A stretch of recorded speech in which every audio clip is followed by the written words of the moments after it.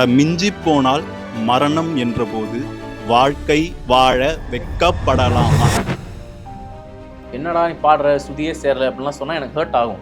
ஆனா அதுக்காக நான் பாட நிறுத்த மாட்டேன். உங்களுடைய சாங்ஸ் எப்பவுமே அழ வச்சுக்கிட்டே இருக்கும். புதிதாய் நீயும் பிறக்க உன்கிட்ட அன்பா பேசிக்கோ, உன் தோல்வியெல்லாம் ஒத்துட்டு நீயே உன்னை மன்னிச்சுக்கோ அப்படின்னு சொல்லிட்டு அது எனக்கு ரொம்ப ஒரு பர்சனலா ஹிட் ஆச்சு. நீ அந்த இதுல திருவிழாவில் பாடினில்ல, ரொம்ப நல்லா பாடுற, எனக்கு உன் பாட்டுலாம் ரொம்ப பிடிச்சிருக்கு. எப்போ உனக்கு ஃபர்ஸ்ட் சேலஞ்ச் வந்து சாப்பிடு, காசுலாம் தர வேணாம். என்னோட இமோஷன்ஸ் என்னன்னு எனக்கு புரிஞ்சுக்கிறதுக்கே அது தேவைப்படும். மெய் சொல்லி நான் தாண்டா உன் மெய் சிலருக்கும் என் கவி கேட்டா, குறி சொல்லி நான் தாண்டா புது வழி பிறக்கும் என் வரி கேட்டா. இதை சொல்றதுக்கு ஒரு கன்விக்ஷன் வேணும் ஒருத்தர். பாட்டுனா வந்து நான் ட்ரைனிங் எடுத்துட்டு வந்து பாடணும் அதெல்லாம் கிடையாது. பாடுறதுன்றது பேசுறது மாதிரி, நடக்கிறது மாதிரி, யார் வேணா பாடலாம்.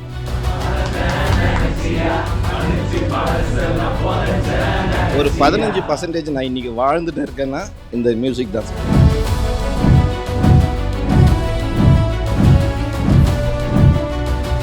Love you கேபர். The Mahadevan show. வணக்கம் கேபர். வணக்கம் வணக்கம் அதே. Welcome to empower, welcome to the Mahadevan show. நன்றி நான் கூப்பிட்டதுக்கு, இதை ஆர்கனைஸ் பண்ணதுக்கு. இந்த ஜேர்னி இருக்குல்ல, கிட்டத்தட்ட ஒரு லோன்லியான ஜேர்னி அப்படின்னு நம்ம நிறைய இடங்கள்ல பார்க்கும்போது நமக்கு தோணலாம். ஆனால் இந்த ஜேர்னியில் உங்களுக்காக இவ்வளவு இதயங்கள் ஒன்றா திரண்டு வந்திருக்கு. ஸோ எங்கேருந்து ஸ்டார்ட் பண்ணலாம் அப்படின்னா, கேபனுடைய முதல் பாட்டிலேருந்து ஸ்டார்ட் பண்ணலாம். ஸோ அது ரிலீஸ் பண்ணனான்னு தெரில, பண்ணல நினைக்கிறேன். இடிடா அப்படின்னு ஒரு பாட்டு எழுதினேன். இடிடா. ஸோ இந்த பாட்டு எழுதிட்டு வேறு யாராவது பாட வைக்கலாம் அப்படின்ற ஒரு ஜேர்னியில் போயிட்டு இருக்கும்போது அது சரியாக அமையலை. சரி இப்போ நம்மளே தான் பாடி ஆகணும் போல் அப்படின்ட்டு அப்புறம் நானே பாட ஆரம்பித்தேன். ரொம்ப ஃபஸ்ட்டு வந்து இங்கிலீஷில் எழுதினேன். கோல்ட்ப்ளே பாட்டெலாம் கேட்டு கோல்ட்ப்ளே மாதிரியே ஒரு பாட்டு எழுதியிருந்தேன். அப்புறம் எனக்கே வந்து நான் இங்கிலீஷில் பாடும்போது ஒரு மாதிரி வியர்டாக இருந்துச்சு, ஒரு மாதிரி சைக்கிள் எனக்கே. சரி இது செட் ஆகாது அப்படின்ட்டு அப்புறம் தமிழில் எழுத ஆரம்பித்தேன். இந்த படம் வந்த டைம் அழகிய தமிழ் மகன். ஸோ அதில் அந்த முன்னாள் முன்னாள் முன்னாள் முன்னாள் பாட அந்த பாட்டு எனக்கு ரொம்ப பிடிக்கும். அந்த பாட்டு வாலி வாலி வாலி ஒரு பாட்டு. அது கேட்டு சரி நம்மளும் ஒரு மோட்டிவேஷன் சாங் எழுதலாம் அப்படின்ட்டு அந்த அந்த பாட்டோட கார்ட்ஸை ஃபிகர் அவுட் பண்ண ட்ரை பண்ணேன். பட் பண்ணலை. பட் அதை வேஸ்ட் பண்ணி இடிடா அப்படின்னு ஒரு பாட்டு எழுதினேன். ஐ திங்க் அதான் முதல்ல தமிழில் முழுசாக எழுதின பாட்டு. இடிடா இடிடா மலையும் முறையுண்டா, உன் கண்ணீர் தொட்டு கதிரவனும் வானவிலாக்கிடுமா, உன் வேர்வைப்பட்ட நிலமெல்லாம் பூக்கள் பூத்திடுமா, இடிடா இடிடா மலை முறையுண்டா. ஸோ ரொம்ப பேசிக்கான ஒரு மோட்டிவேஷன் சாங். இப்போது ஒரு ஆர்டிஸ்ட் வந்து ஒரு மோட்டிவேஷன் சாங் பண்ணுன்ற ஒரு மூடில் வந்து நீங்கள் எழுதுறீங்க, ஓகே. பட் இவ்வளோ வருஷமாக ஒரு லைம் லைட் கிடைக்கிறதுக்கு முன்னாடின்னு வச்சுப்போமே, அண்ட் இங்கே தமிழ் இண்டிபெண்டன்ஸ் ஸ்பேஸுக்கு ஒரு ஸ்பேஸே இல்லாதப்பவும் கூட நீங்கள் கான்ஸ்டண்ட்டாக இண்டி ஸ்பேஸில் இயங்கிட்டே இருந்திருக்கீங்க. எங்கே இந்த மோட்டிவேஷன் உங்களுக்கு? எனக்கு வந்து நான் கேட்கணும்னு நினைக்கிற மாதிரி பாட்டு யாரும் பண்ணுறது இல்லையோ அப்படின்னு எனக்கு ஒரு ஃபீலிங் இருந்துச்சு. சரி எனக்கு கேட்கணுன்னு ஆசைப்படுற பாட்டு நானே பண்ணுறேன் அப்படின்னு பண்ண ஆரம்பித்தேன். ஆனால் எனக்கு வந்து என்னென்னா, அது பெருசாக வெளியே தெரியறதுக்கு டைம் ஆனாலுமே வந்து நம்ம எப்போ ஒரு பாட்டு ரிலீஸ் பண்ணாலும், எப்போ ஒரு ஷோ பண்ணாலுமே நமக்கு அந்த ஒரு நல்ல ஃபீட்பேக் வந்துகிட்டே தான் இருக்குது, வராமல் இல்லை. மக்கள் வந்து பேசுகிறது, அவங்க தர அன்பு, அது எப்போவுமே இருந்துகிட்டே தான் இருக்குது. அது முதல்ல 5 பேராக இருந்துச்சு, அப்புறம் 10 பேர் ஆச்சு, அப்புறம் 50 பேர் ஆச்சு. ஸோ அது ஆனால் எனக்கு எப்போவுமே அந்த பாசிட்டிவ் ஃபீட்பேக் வந்துகிட்டே இருக்கிறதுனால. பட் நடுவில் வந்து சரி ஓகே இதில் காசு பண்ண முடியாது போல், இது ஒரு ஹாபி ஆக்கிக்கலாம், அந்த மாதிரி நான் ஷிஃப்ட் ஆகி கொஞ்ச நாள் வேலைக்கு போவேன், அந்த மாதிரிலாம் பண்ணியிருக்கேன். பட் இன்னொரு விஷயம் என்னென்னா, நான் இது பண்ணலைன்னா கொஞ்சம் மென்டல் ஆயிடுவேன்.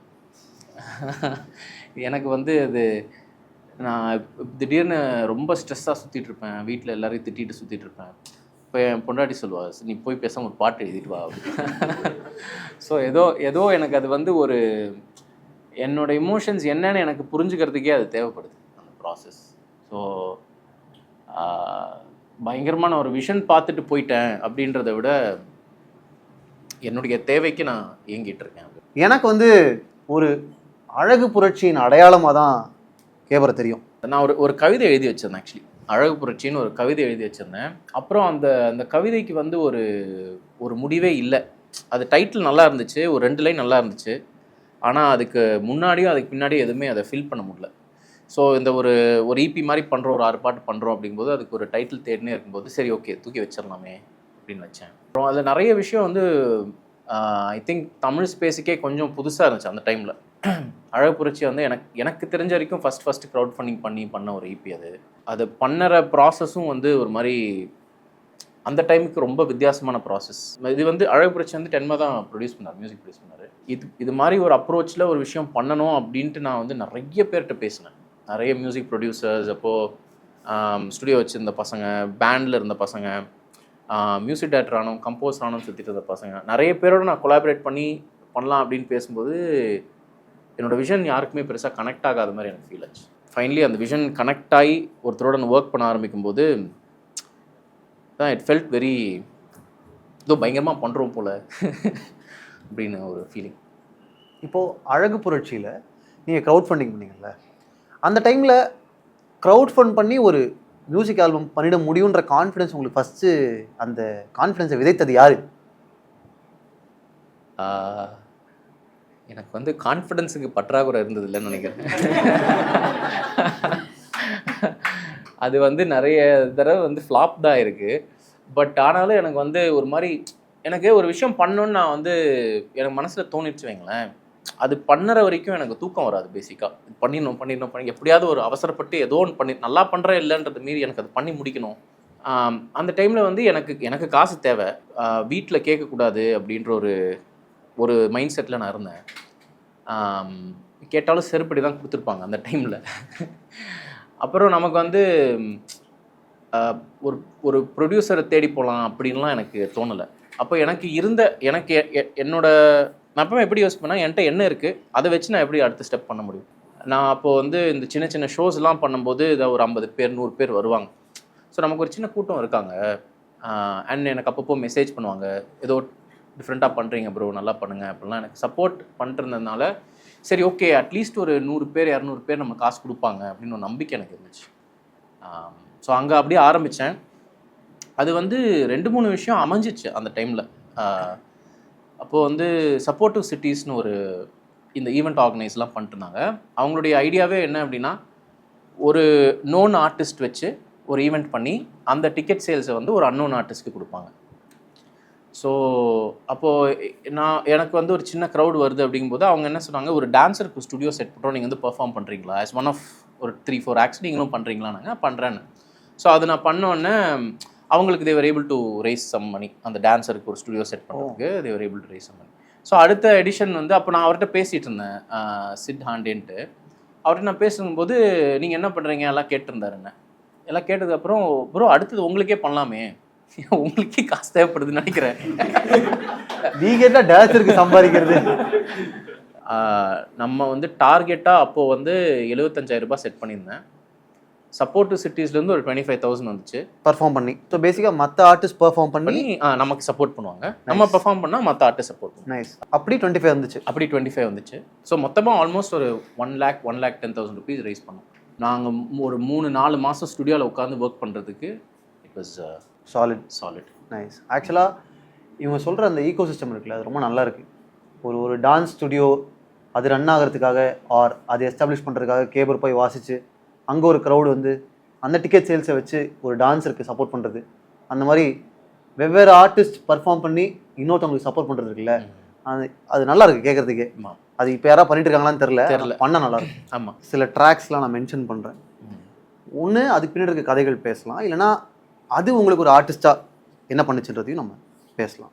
நான் என்ன முட்டாளா? அவனுடைய பெர்ஸ்பெக்டிவ் யாரும் புரிஞ்சுக்க மாட்டுறாங்கன்னு அவன் ஃபீல் ஆகிறான். ஸோ அப்படி தான் எழுதுனேன் அந்த பாட்டு. ஒரு மாதிரி அந்த அப்சர்டிட்டி இருக்குல்ல, இப்போ எனக்கு வேணுன்றதை நோக்கி நான் போகிறேன். இது வந்து என்னோட பேஷன் ஒரு என்னோட கனவு ஒரு இதுதான் நான் பண்ணணுன்னு ஆசைப்பட்டு நான் ஒரு விஷயம் பண்ணுறேன். ஆனால் அது நான் அந்த இடத்துக்கு போய் சேர்கிறதுக்கு வந்து நிறைய பேரோட சப்போர்ட் இல்லாமல் நாங்கள் போய் சேர முடியாதுன்ட்டு ஒரு விஷயம் இருக்குல்ல. I am not entitle to that. நான் வேறு யாருமே என்னை கட்டாயப்படுத்தலை, நீ பாட்டு பண்ணணும் இல்லை நீ வந்து நடிக்க போகணும், இது யாருமே வந்து யாரையும் கட்டாயப்படுத்தலை. நம்ம பண்ணாமல் இருந்தாலும் ஒன்றும் குறைஞ்சி போகிறது கிடையாது, ஊர் நல்லா தான் இருக்க போகுது. பட் ஆனால் எனக்கு வேணும்ன்ட்டு நான் வந்து லைக் அது ஒரு விதமான ஒரு திமிரு தானே, நான் இதான் பண்ண போகிறேன், நான் ஒரு ஆர்டிஸ்ட் அப்படின்றதே வந்து ஒரு விதமான ஒரு திமிரு தானே. அந்த திமிரு வந்து ஒருத்தங்க ஜெயிச்சதுக்கப்புறம் வந்து அதை விஷன் ஆம்பிஷன் என்னமோ சொல்லுவோம், ஆனால் அவன் ஜெயிக்காமல் அவன் வந்து அந்த ஒரு மல்லு கட்டுற ஃபேஸில் இருக்கும்போது அவன் வெளியிருந்து பார்க்குறவங்க அவன் ஒரு முட்டாள் மாதிரி தான் தெரியுவான், அவன் கிறுக்கு நாட்டம் தான் தெரியுவான். அண்ட் அது ஃபேக்ட், அதுதான், அவன் கிறுக்கு தான். அது சம்பவம் அவன் டெலுலு வந்து உலகமும் நம்ப ஆரம்பித்தோன்னே அவன் வந்து ஜீனியஸ் ஆயிடுறான். எனக்கு ஒரு விஷயம் பண்ணணுன்னு இருக்குன்னா நான் அதை பண்ணிடுவேன். யார் என்ன சொல்கிறாங்க திட்டுறாங்க எனக்கு அது ஹர்ட் ஆகும். இப்போ யாராவது வந்து என்னடா நீ பாடுற சுதியே சேரல அப்படின்லாம் சொன்னால் எனக்கு ஹர்ட் ஆகும். ஆனால் அதுக்காக நான் பாட நிறுத்த மாட்டேன். உனக்கு இரிட்டேட் ஆகுதா, நான் இன்னும் இரிட்டேட் பண்ணுறேன் ஒன்று. சுதி சேர்த்து பாட ட்ரை பண்ணுவீங்களா இல்லை அப்படியே பாட ட்ரை பண்ணுவீங்களா? இல்லை, அது என்னோட ப்ராசஸ் போயிட்டு இருக்கும். பட் அவன் இரிட்டேட் ஆகிறது பார்த்து எனக்கு ஜாலியாக இருக்கும். சரி சரிங்க ஆவு ஆனால் எவ்வளோ எனர்ஜி இருக்குது நமக்கு அப்படின்ட்டு இருக்கு. இப்போ ரீசெண்டாக கூட வந்து ஒரு ப்ராஜெக்ட் ஒர்க் பண்ணிருக்கும்போது எனக்கு என்னன்னா எனக்கு தெரிஞ்சிருச்சு, ஓகே இது வந்து சேரலை, நம்ம என்ன பண்ணணும்னு ஆசைப்பட்டோமோ அந்த இடத்துக்கு இது வந்து இந்த பாட்டு வரலை. ஆனால் இதுக்கு மேலே இந்த பாட்டில் ஒர்க் பண்ண எனக்கு எனர்ஜி இல்லை. ஸோ ஓகே அவ்வளோதான், அதை தள்ளி விட்டுட்டு ட்ரை அகேன் அந்த மாதிரி யோசிப்பேன். So it's a balance between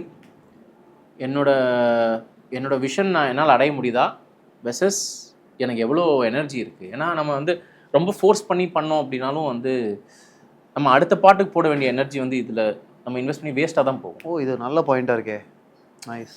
so நம்ம நிறைய பாட்டு எழுத போகிறோம், எல்லா பாட்டுமே வந்து கிளிக் ஆகுமா கனெக்ட் ஆகுமான்னு தெரியாது.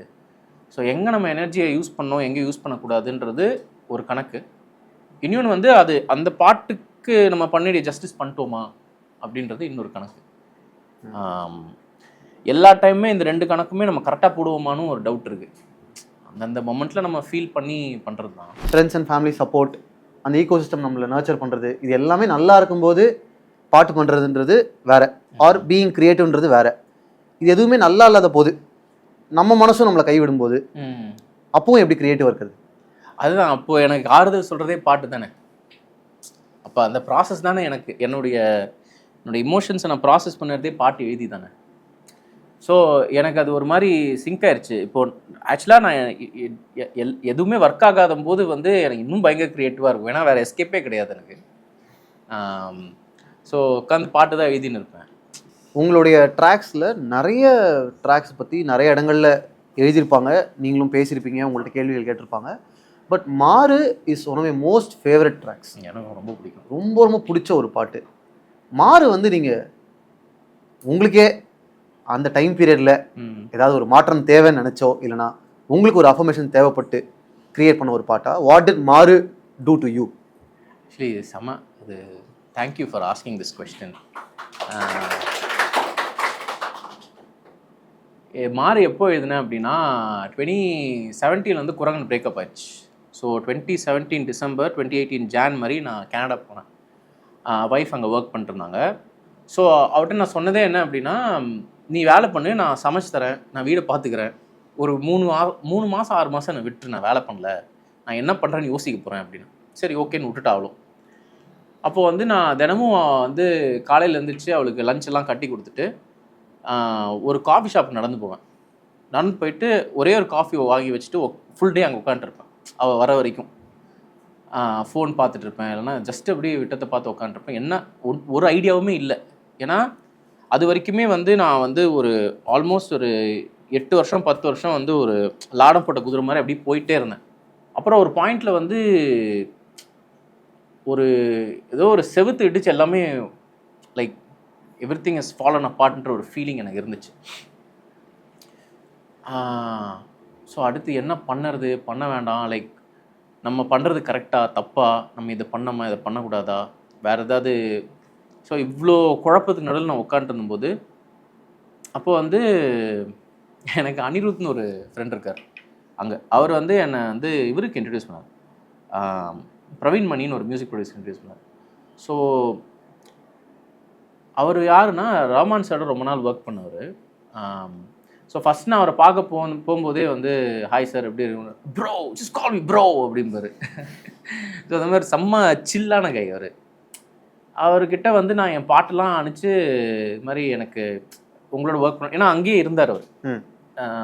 தமிழ் தெரிஞ்ச ஆட்கள், அந்த நம்ம என்ன பண்ணுறோன்னு புரிஞ்ச ஒரு மியூசிக் ப்ரொடியூசரோட ஒர்க் பண்ணால் நல்லாயிருக்கும் அப்படின்ட்டு நான் அவருக்கு மெசேஜ் அனுப்பிச்சிருந்தேன். அவர் அதுக்கப்புறம் திருப்பி அனிருத்தும் அவர்கிட்ட பேசினோன்னே அவர் எனக்கு மெசேஜ் பண்ணி வாங்க அப்படின்னாரு. அவர் பார்க்க போனேன். அவர் எப்படின்னா வந்து தினமும் காலையில் எழுந்திரிச்சு ஒரு ட்ராக் பண்ணுவார், லஞ்ச் பிரேக்கு திருப்பி வந்து ஒரு ட்ராக் பண்ணுவார், அப்புறம் திருப்பி டின்னர் சாப்பிடுவார், திருப்பி ஒரு ட்ராக் பண்ணுவார். ஒரு நாளைக்கு 3-4 ட்ராக் பண்ணிடுவார் மினிமம். அண்ட் இன்னும் க்ரியேட்டிவாக ஃபீல் பண்ணாருன்னா அது பாட்டு போகும், அடிச்சு தள்ளிட்டே இருப்பார் அவர். It's like music making machine அவர். ஆனால் இந்த இவ்வளோ குழப்பத்தில் எனக்கு அங்கே அப்போ இருந்த ஒரு பெரிய இது என்னென்னா, நம்ம நல்லா தான் பண்ணுறோமானே எனக்கு தெரில. நம்ம ஒரு மாதிரி நல்லா பண்ணுறோமா நல்லா பண்ணலையா இந்த குழப்பங்கள்லாம் இருந்துகிட்டு இருந்தபோது அவர் என் பாட்டெலாம் கேட்டுட்டு ப்ரோ செம்மையாக இருக்குது, சூப்பராக இருக்குது பாட்டு அப்படி இப்படின்ட்டு வந்து பயங்கரமாக ஹைப் ஏற்றி விட்டார். என்ன எனக்கு நிஜமாக நல்லா தான் இருக்கா, ஹைப் ஏற்றுறாரா நம்மளை அப்படின்னு நான் கேட்டு இருக்கேன். ப்ரோ செம அப்படின்ட்டு ரொம்ப எக்ஸைட் ஆகிட்டார். அதுக்கப்புறம் நாங்கள் வந்து ஆல்மோஸ்ட் தினமும் நான் போயிடுவேன் அவர் ஸ்டுடியோவுக்கு. அவர் ஏதாவது ப்ராஜெக்ட் ஒர்க் பண்ணிருப்பார், நான் சும்மா உட்காந்து பார்ப்பேன் அவர் என்ன பண்ணுறாருன்ட்டு பார்த்துட்ருப்பேன். அப்புறம் வந்து ஒரு பாயிண்ட் என்ன ஆச்சுன்னா வந்து தினமும் ஒரு பாட்டு பண்ணலான்ற மாதிரி அவர் அமைஞ்சிருச்சு அது அப்படியே. ஸோ நான் போவேன், அவர் வந்துட்டு ப்ரோ இந்த டியூன் கேளு, இதுக்கு எதாவது எழுது அப்படிம்பாரு, இல்லைனா இந்த பீட் கேளு எதாவது எழுது அப்படிம்பாரு. இது மாதிரி போயிட்டே இருக்கு. அப்புறம் ஒரு நாள் வந்து எனக்கு டயர்டாயிருச்சு, ஏன்னா அவர் தினமும் 4 ட்ராக் பண்ணுறாரு, நம்ம 4 நாளுக்கு ஒரு ட்ராக் எழுதினாலே பெரிய விஷயம். ஸோ வந்துட்டு பிரவீன் கொஞ்சம் டயர்டாக இருக்குது நான் வரேன் அப்படின்ட்டு ஒரு கேப் விட்டு திருப்பி போனேன். திருப்பி போகும்போது bro I have a track for you அப்படின்ட்டு இதை ப்ளே பண்ணேன். அதான் அந்த பூமி மாறுதானோட பீட்டு. எனக்கு அது கேட்டோன்னே நான் சதறிட்டேன். ஏன்னா அந்த பீட் வந்து பயங்கரமாக இருந்துச்சு. அதுவும் அவரோட ஸ்டுடியோவில் ஃபுல்லாக ஸ்பீக்கர்ஸில் சவுண்டில் கேட்கும்போது பயங்கரமாக இருக்குது இந்த பீட் அப்படின்ட்டு. அப்போ எனக்கு என்ன ஒரு ஃபீலிங் இருந்துச்சு அப்படின்னா, ஏதோ இது வரைக்கும் நம்ம பண்ண விஷயம் வந்து சில விஷயம் ஒர்க் ஆகிருக்கு, ஆனால் ஏதோ ஒன்று ஒர்க் ஆகலை, ஏதோ சம்திங் நம்ம பண்ணுறது வந்து கிளிக் ஆகலை, நம்ம பண்ணுறது வந்து இதாகலை. இது மாதிரியே நான் யோசிச்சுருந்தேன். அப்புறம் வந்துட்டு அந்த பீட் கேட்டோன்னு நான் வந்து பயங்கர ஃபயராக வந்து ரேப் பண்ணலாம் அப்படின்னு ஏதோ ஆரம்பிச்சோன்னா bro bro bro bro calm down அப்படின்ட்டு ஃப்ளோவெல்லாம் போகாத, இந்த பாட்டு கேட்டிருக்கேன் அப்படின்னு தம்மரோ தம் என்ன தலை சொல்கிறீங்க. அப்புறம் அந்த பாட்டு கேட்டு அந்த பாட்டை ஃபுல்லாக கேட்டோம் கொஞ்ச நேரம். யூ நீட் அ வேர்டு, இந்த கேட்சியாக ஒரு வேர்டு வேணும், இந்த தம்மரோ மாதிரி ஒரு வேர்டு வேணும். அவர் அப்படி சொல்ல எனக்கு வந்து இப்படி மாறுன்னு எனக்கு கேட்க ஆரம்பிக்குது உள்ள. ஸோ அதான் பூமி மாறுதான், சாமி மாறு. ஏன்னா நான் லிட்ரலாக இங்கேருந்து கனடா போயிருக்கேன், வின்டர் டைம் வேறு. அப்போது ஃபஸ்ட்டு ஸ்னோ பார்க்குறேன், எல்லாமே பெரிய சேஞ்சாக இருந்துச்சு. ஸோ பூமி மாறுதான், சாமி மாறுதான், சாமி மாறிட்டு தான் இருக்குது. ஒரு 100 வருஷத்துக்கு ஒரு தடவை எந்த சாமி கும்பிட்றோன்றது மாறிட்டு தான் இருக்குது. வாழ்க்கை மாறிட்டு இருக்கு. அப்புறம் நானும் மாறுறேன். So it's kind of like நான் வந்து ஒரு ஜேர்னியில் இருந்தேன், ஒரு பாத்தில் இருந்தேன், நான் எனக்கே பெர்மிஷன் கொடுத்துக்கிறேன் மாறுறதுக்கு அப்படின்ற மாதிரி. அது அந்த 4 லைன் எழுந்தோடனே எனக்கு ரொம்ப பிடிச்சிருச்சு. அப்புறம் அதான் ஃபஸ்ட்டு நான் எலக்ட்ரானிக்காகவும் ஒரு பாட்டு பண்ணேன். அதுக்கு முன்னாடி வரைக்குமே ஃபுல்லாக கிட்டார் ராக் பேஸ்டாகவே போயிட்டு இருந்துச்சு. அது ஒரு மாதிரி ரேப்பாக எல்லாம் ட்ரை பண்ணேன்.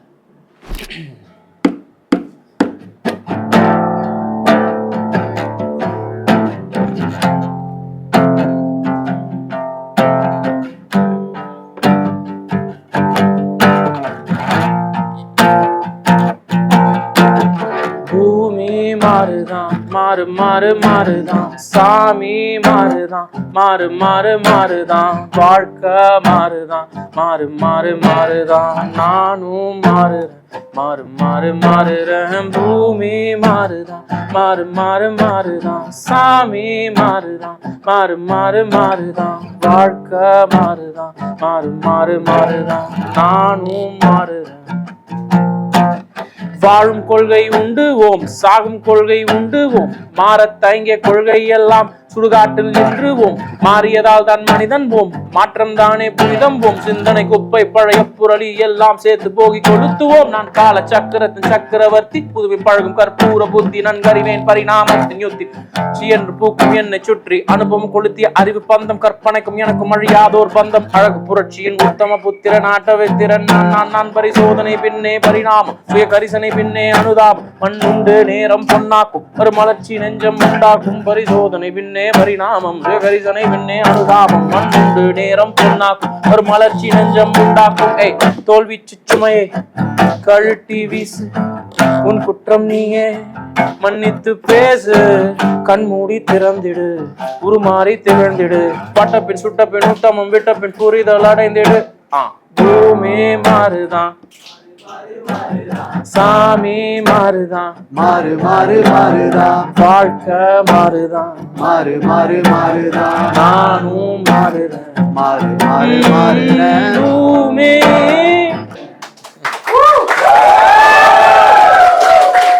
எனக்கு அதுல இன்னொரு லைன் ரொம்ப ரொம்ப பிடிக்கும். நான் உடஞ்ச நினைச்சியா, தூளாகி காற்றில் வீசி கரைஞ்ச நினைச்சியா, நன்னா நன்னா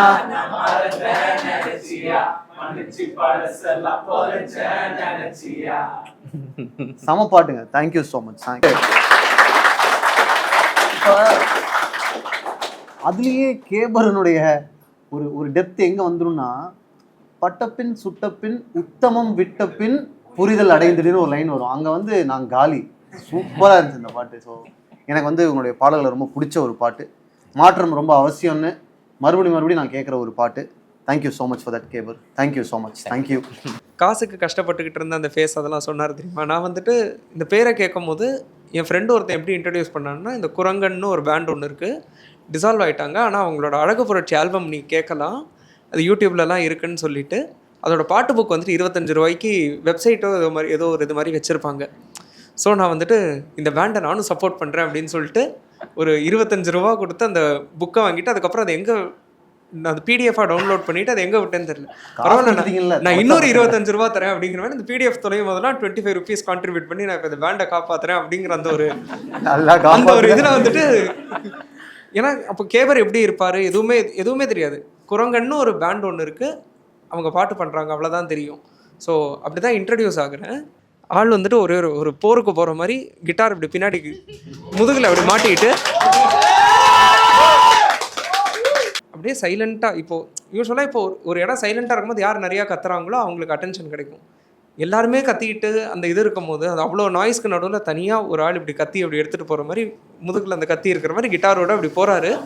நான் பாட்டு பாட போகிறேன் கேளுங்க அவ்வளோதான் அப்படிங்கிற மாதிரி சைலண்ட்டாக சம்பவம் செஞ்சுட்டு வருதுன்னு வாங்கல்ல. கேவரன்னாலே எனக்கு எப்பவுமே அந்த ஒரு இது. திடீர்னு ஃபிரங்கி பாணி ட்ராப் செட் ஹீரோவாக இருந்தவர் வந்துட்டு ஒரு ஹியூமனாக மாறிட்டாருங்க. ஏன்னா ஒரு ஆர்டிஸ்ட் இப்படி பிரேக் டவுன் ஆகி நான் பார்த்ததில்லை. ஃபிரங்கி பாணி வந்துட்டு ஒரு 10 நிமிஷம் பாட்டு இல்லையா, அது இங்கே இருக்கிற இண்டி மியூசிஷியன்ஸ்க்கே வந்துட்டு ஒரு தைரியம் கொடுத்துருக்கு அப்படிங்கிற மாதிரி எனக்கு ஒரு ஃபீலிங். என்னென்னா இப்போது உருப்பானர் வந்துட்டு மந்தை மரம் ஒப்பாரி அப்படின்னு சொல்லி ஒரு 12 நிமிஷத்துக்கு ஒரு பாட்டு வச்சுருப்பாங்க அவங்களோட தொல் ஆல்பமில். சிஎன்ஆரோட அடுத்த ஆல்பமில் நினைவு மாளிகையில் பார்த்தீங்கன்னா ரூமி கவிதையெல்லாம் வச்சு வந்துட்டு ஒரு பாட்டு, அதுவும் ஒரு 10 நிமிஷத்துக்கு போகுது அது பாட்டுக்கு. அவங்க இதில் ஓப்பனிங் ஆக்டில் கூட வாசிச்சிருப்பார். ஸோ அந்த ஏதோ ஒரு பேரியரை பிரேக் பண்ணுற மாதிரி பாட்டு 10 நிமிஷத்துக்கு மேலே. இப்போது இதெல்லாம் ஃப்ரெட்டி மர்க்கரி வந்துட்டு அந்த குயின் பேண்ட் வந்து பொஹிமியன் ராப்சடி பண்ணும்போது ரேடியோவில் யூஸ்வலாக உங்களுக்கு இவ்வளோ நேரம் தான் இருக்குங்கிறப்போ 6 நிமிஷத்துக்கு மேலேயும் 7 நிமிஷம் கிட்ட வரும் அந்த பாட்டு. அவங்களுக்கும் அது வந்துட்டு ஒரு பேரியராக இருக்குது. பட் தென் உடைக்கலாம் அப்படிங்கிற அந்த ஒரு தைரியம் வருது தெரியுமா. இதில் உங்களுக்கு ஃபிரங்கி பாணிக்கு அந்த தைரியம் எப்படி வந்துச்சு டைமிங் வைஸ்? அது தைரியம்லாம் இல்லை, அது நான் இதை பற்றிலாம் யோசிக்கல. எனக்கு வந்து எனக்கு இருந்ததை கொட்டணும். அது நான் சொல்லணும்னு நினைக்கிறதெல்லாம் சொல்லி முடிக்கிறதுக்கு 10 நிமிஷம் ஆயிடுச்சு, அவ்வளோதான். அது வந்து சரி நம்ம ஏதோ பயங்கரமாக பிடுங்க போகிறோம் அப்படின்லாம் யோசிக்கல. நான் ஏதோ ஒன்று சொல்லணும்னு வந்தேன், அது சொல்லி முடிக்கும்போது 10 நிமிஷம். அது எவ்வளோ நேரம்னு கூட நான் ட்ராக்லாம் இல்லை. ஆனால் ஏன் அது அப்ரிஷியேட் பண்ண வேண்டிய விஷயம் நான் நினைக்கிறேன்னா, நீங்கள் சொல்லி முடிக்கும்போது 10 நிமிஷமாக இருந்ததில்ல, அது நீங்கள் வேறு ஏதாவது ஒரு காரணத்துக்காக ட்ரிம் பண்ணியிருக்கலாம். ஆனால் நீங்கள் பண்ணாமல் விட்டீங்கல்ல, அதுக்கு நன்றி. ஏன்னா எந்த ஒரு மேஜர் மியூசிக் லேபிளுடைய சப்போர்ட் இல்லாமல், கார்பரேட் கம்பெனிஸினுடைய புஷ் இல்லாமல், ஆர்கானிக்காக ஃபிரங்கி பாணி இவ்வளவு இதயங்களை சம்பாரிச்சிருக்குல்ல, அது ஆக்சுவலாக ஒரு ஹிட் ட்ராக். இப்போ எவ்வளோ பேருக்கு அது ஒரு முக்கியமான பாட்டாக மாறி இருக்குது, நாங்களாம் ஓன் பண்ணுற ஒரு பாட்டாக மாதிரி இருக்குல்ல, அதுக்கு நன்றி. அது வந்து உண்மையாகவே ஒரு பயங்கரமான ஒரு அழகு புரட்சி தான் இது. நிஜமாக தான் சொல்கிறேன். எனக்கு வந்து உங்கள் பாட்டு எல்லாமே சிச்சுவேஷ்னல். எனக்கு என்ன மூடு இருக்கோ அதில் ஒரு பாட்டு கண்டிப்பாக எழுதியிருக்கீங்க. அதில் வந்து எல்லாமே சூப்பராக இருக்கும். கொலன்னு ஒரு ஸ்டேட் இருக்கும், அப்படியே ஒரு மாதிரி நேடா ஒரு மாதிரி இருக்கும், என்ன பண்ணுறதுனே தெரியாது. அந்த ஸ்டேட்டில் ஒரு நல்ல உள்ளம் வந்து எனக்கு நில்கவனி சொல்ல வந்து இன்ட்ரடியூஸ் பண்ணாங்க. முடிஞ்சுச்சு. எனக்கு ரொம்ப நாளாக இருக்கிற ஒரு உறுத்தலான கேள்வி என்னன்னா, என்ன நிலைமையில இவர் இந்த பாட்டு எழுதியிருப்பாரு. நம்ம கொலகலப்புல இருந்த ஒரு ஸ்ட்ரெயிட் லைன் ஆக்குறது ஓகே, எதுவும் பண்ணாத, பேசாம இரு, இப்போ இந்த நிமிஷத்தை கடந்து போ அப்படின்ற மாதிரி ஒரு மனநிலைமைக்கு வந்து ஓகேடா இப்போ அண்ணன் ரெடிடா அந்த மாதிரி ஒரு மோடுக்கு போயிடும். ஆனால் நீங்கள் என்ன நினச்சி அதை எழுதுனீங்கன்றது எனக்கு ரொம்ப க்யூரியஸாக இருந்தது. ஒரு entire phase of my life வந்து எனக்கு வந்து ரொம்ப கூச்சம், எனக்கு தோணுறது சொல்ல மாட்டேன், ஒரு பயம் இருக்கும், இது நம்ம சொல்லாமா வேணாமா, எப்படி எடுத்துப்பாங்க, மற்றவங்க நம்மளை பற்றி தப்பாக நினச்சிருவாங்களோ, இந்த மாதிரி தாட்ஸ்லாம் ரொம்ப டாமினேட் பண்ணும். ஸோ அது வந்து யாரும் இல்லாத போது இந்த யாராவது நம்மளை வந்து கொஞ்சம் கேவலமாக பேசிட்டா நம்ம அங்கே விட்டு போயிட்டு ஒரு 2 மணி நேரம் கழிச்சு நமக்கு ஒரு டைலாக் பஞ்சு கவுண்டர் தோணு தெரியும். அந்த மாதிரி ஒரு மேட்டர் தான். அது களத்தில் இருக்கும்போது வந்து நம்ம ஒரு மாதிரி ஃப்ரீஸ் ஆயிடுவோம். அதுக்கப்புறம் வீட்டுக்கு வந்ததுக்கப்புறம் நில்கவனி சொல்லி எழுதுறது அஃபர்மேஷன் தான். நான் எனக்கே சொல்லிக்கிற அஃபர்மேஷன் தான் அது. இப்போ வந்து உங்களுக்கு நிறைய ஃபேன்ஸ் இருக்காங்க. You can't remember their face, name, everything, but you still reply. First ஒரு ஆடியன்ஸ் கை தட்டினதில்லை. So that will come at a crowd. உங்களை வந்து அப்ரிஷியேட் பண்ணி they've said few words. Maybe அது உங்களுக்கு இப்போ வரைக்கும் ஞாபகம் இருக்கலாம். தேர் ஃபேஸ், தேர் நேம், அவங்க who was that, was it male or female, age, something, எப்படி உங்களை அது இம்பேக்ட் ஆச்சு? ஃபர்ஸ்ட் வந்து ஒரு கமெண்ட். நல்ல ஞாபகம் இருக்குது எனக்கு. ஸோ யூடியூப்பில் வந்து நான் பாட்டு ஏதோ போட்டுனே இருந்தேன். ஆக்சுவலி மாண்டமன்னன் காவியமோட ஒரு ஏர்லி டெமோ போட்டிருந்தேன். இது வந்து இப்போ தூக்கிட்டேன், அந்த ஃபைல் என்கிட்டயும் இல்லை. ஒரு 2008-09 இருக்கும். போட்டுட்டு தினமும் லாகின் பண்ணி பார்ப்பேன், ஏதாவது கமெண்ட் வந்திருக்கு, யாராவது பார்த்துருக்காங்க. வியூஸ் வந்து 1 வியூ, 2 வியூ, 3 வியூ இப்படி ஏறிட்டு இருக்கும். ஸோ அப்போ வந்து ஒருத்தர் வந்து கமெண்ட் அடிச்சேன், ஜெயிண்ட் சோல்டர் அந்த அக்கௌண்ட் பேர், ZAINTSOLDER நினைக்கிறேன், ஜெயிண்ட் சோல்டர். செம்மையாக இருக்குது இந்த பாட்டு அப்படின்ட்டு ஏதோ கமெண்ட் அடிச்சிருந்தாரு. எப்படியோ அவர்கிட்ட நான் பேச ஆரம்பித்தேன். ஸோ அவர் வந்து ஒரு ஈழத்தமிழர். அவருக்கு வந்து அந்த பாட்டு பயங்கரமான கனெக்ட், செம்மையாக கனெக்ட் ஆகிட்டு அதுக்கப்புறம் அவர் ஆஸ்திரேலியாவில் இருக்கார். நானும் அவரும் வந்து அடிக்கடி பேசிப்போம். போன வருஷம் கூட அவர்கிட்ட நான் ஃபோனில் பேசியிருந்தேன். ஃபஸ்ட்டு வந்த கமெண்ட் வந்து அவர் தான். பட் நிறைய எனக்கு இது மாதிரி ஞாபகம் இருக்குது. முன்னாடி வந்து இந்த அதான் நம்ம கிட்டார் தூக்கிட்டு போய் எங்கெல்லாம் பாடினலாம் இருப்போம்ல, அப்போது வந்து ஒரு அவங்க பேர் எனக்கு தெரில, ஆனால் எல்லா ஷோலையுமே வந்து ஒரு அப்பாவும் பையனும் வருவாங்க. அந்த பையனுக்கு வந்து லைட்டாக ஒரு ஆர்டிஸ்டிக் நினைக்கிறேன், ஆனால் அவருக்கு வந்து தெரில, மியூசிக் ஷோஸ் நிறைய கூப்பிட்டு போவார்னு நினைக்கிறேன் அவங்க அப்பா அவரை. அவர் அந்த பாட்டு ஆரம்பிக்கிற வரைக்குமே கொஞ்சம் ரெஸ்ட்லெஸ்ஸாக இருப்பார், ஆனால் பர்ஃபார்மன்ஸ் ஆரம்பிச்சோடனே ஒரு செம்ம காம் ஆகிடுவார், ஃபுல்லாக கவனிப்பார். இவங்க எல்லா ஷோக்கு வருவாங்க. நான் எப்போவுமே ஷோ முடிச்சு அவங்ககிட்ட பேசணும்னு நினைப்பேன், ஆனால் சம்பவம் அவங்ககிட்ட பேச முன்னாடி அவங்க கிளம்பிடுவாங்க. ஒரே தடவை வந்து அவர்கிட்ட போய் நான் பேசலாம் அப்படின்னு போனால் அவர் கை கொடுத்துட்டு சிரிச்சுட்டு போயிட்டார், அவ்வளோதான். அவர் இது பெருசாக பேசலை. ஸோ அவர் எனக்கு நல்ல ஞாபகம் இருக்குது. அப்புறம் இந்த ஊரூர் ஆள்காட் குப்பம் திருவிழான்னு ஒன்று பண்ணாங்க, அதில் நான் பாடியிருந்தேன். பாடிட்டு அப்புறம் கொஞ்ச நாள் கழித்து ரேண்டமாக அங்கே பெசநகருக்கு யாரையோ மீட் பண்ண போயிருந்தேன். இப்போது பஸ் டிப்போவில் இறங்கி போய் ஒரு கடையில் சாப்பிட்டேன். இந்த 500 ரூபா உடைக்க, நான் இந்த கதை சொல்லியிருக்கேன் ஷோலி, இந்த 500 ரூபா கொடுத்தேன் நான் சாப்பிட்டப்புறம். ஒரு மாதிரி அப்படின்னாரு, என்னடா சரி காண்டாயிட்டார் போல், சரி நான் உடச்சிட்டு வரேண்ணா அப்படின்னா, இல்லைப்பா நீ அந்த இதில் திருவிழாவில் பாடினில்ல, ரொம்ப நல்லா பாடுற, எனக்கு உன் பாட்டெலாம் ரொம்ப பிடிச்சிருக்கு, எப்போ உனக்கு பசிச்சாலும் இங்கே வந்து சாப்பிடு, காசுலாம் தர வேணாம். ஹாய், நான் ஃபஸ்ட்டு உங்கள் சாங் கேட்டது ஃபிராங்கி பாணி தான். அதுக்கு முன்னாடி உங்களை யாருன்னே தெரியாது. இந்த பூ அது ஃபஸ்ட்டு கேட்டோடனே எனக்கு பிடிக்கவே இல்லை. என்னடா ஏதோ பேசுகிற மாதிரி இருக்குது, இல்லை நான் நிஜமாக அதை ஏதோ பேசுகிற மாதிரி இருக்குது, பாட்டு மாதிரியே இல்லை, நல்லா இல்லை அப்படின்னு நினச்சி ஸ்கிப் பண்ணிட்டேன். எனக்கு பொறுமை இல்லை, 1 மினிட் மேலே கேட்க முடியல என்னால் அந்த சாங் ஃபஸ்ட்டு. அப்புறம் அதுக்கப்புறம் அந்த சாங் போட்டு நான் போய் துணி மடிக்க போயிட்டேன் உள்ள. ஸோ அந்த சாங் ஓடிக்கிட்டே இருக்கு, இல்லை அந்த சாங் போயிட்டே இருக்கு. அதுக்கப்புறமா நான் துணியெல்லாம் அப்படியே மடிக்க நிறுத்திட்டு ஐ வாஸ் லாஸ்ட் ஆக்சுவலி. எனக்கு அப்படியே அந்த சாங்குள்ளே போய் அப்படியே ஒரு மாதிரி ரொம்ப எமோஷ்னலி ஐ வாஸ் லைக் ரொம்ப இம்பேக்ட் பண்ணிச்சு. ஃபஸ்ட்டு டைம் ஃபுல்லாக கேட்கும் போது அந்த சாங், அதுதான் நான் ஃபஸ்ட்டு கேட்ட சாங்கு. அது எனக்கு ரொம்ப பர்சனலாகவும் கனெக்ட் ஆச்சு நிறைய இதில். ஸோ அதுதான் அப்போ தான் எனக்கு உங்களை பிடிச்சிச்சு. அதுக்கப்புறமா அடுத்த சாங் ஒரு ஒன்றா வந்துட்டு இப்போ வரைக்கும் எனக்கு உங்களோட ஃபுல் சாங்ஸ் எதுவுமே எனக்கு தெரியாது. இப்போ இவங்க சொல்கிறதெல்லாம் கூட எனக்கு எந்த சாங் தெரியல, போய் தான் கேட்கணும். ஆனால் எனக்கு எப்படி என்னோட ஜேர்னி உங்களோட சாங்ஸில் எப்படி இருந்துச்சுன்னா, எனக்கு வந்து லைஃப்பில் சில விஷயங்கள் வந்து சில சுச்சுவேஷனில் டீச் பண்ணுற மாதிரி இருந்துச்சு.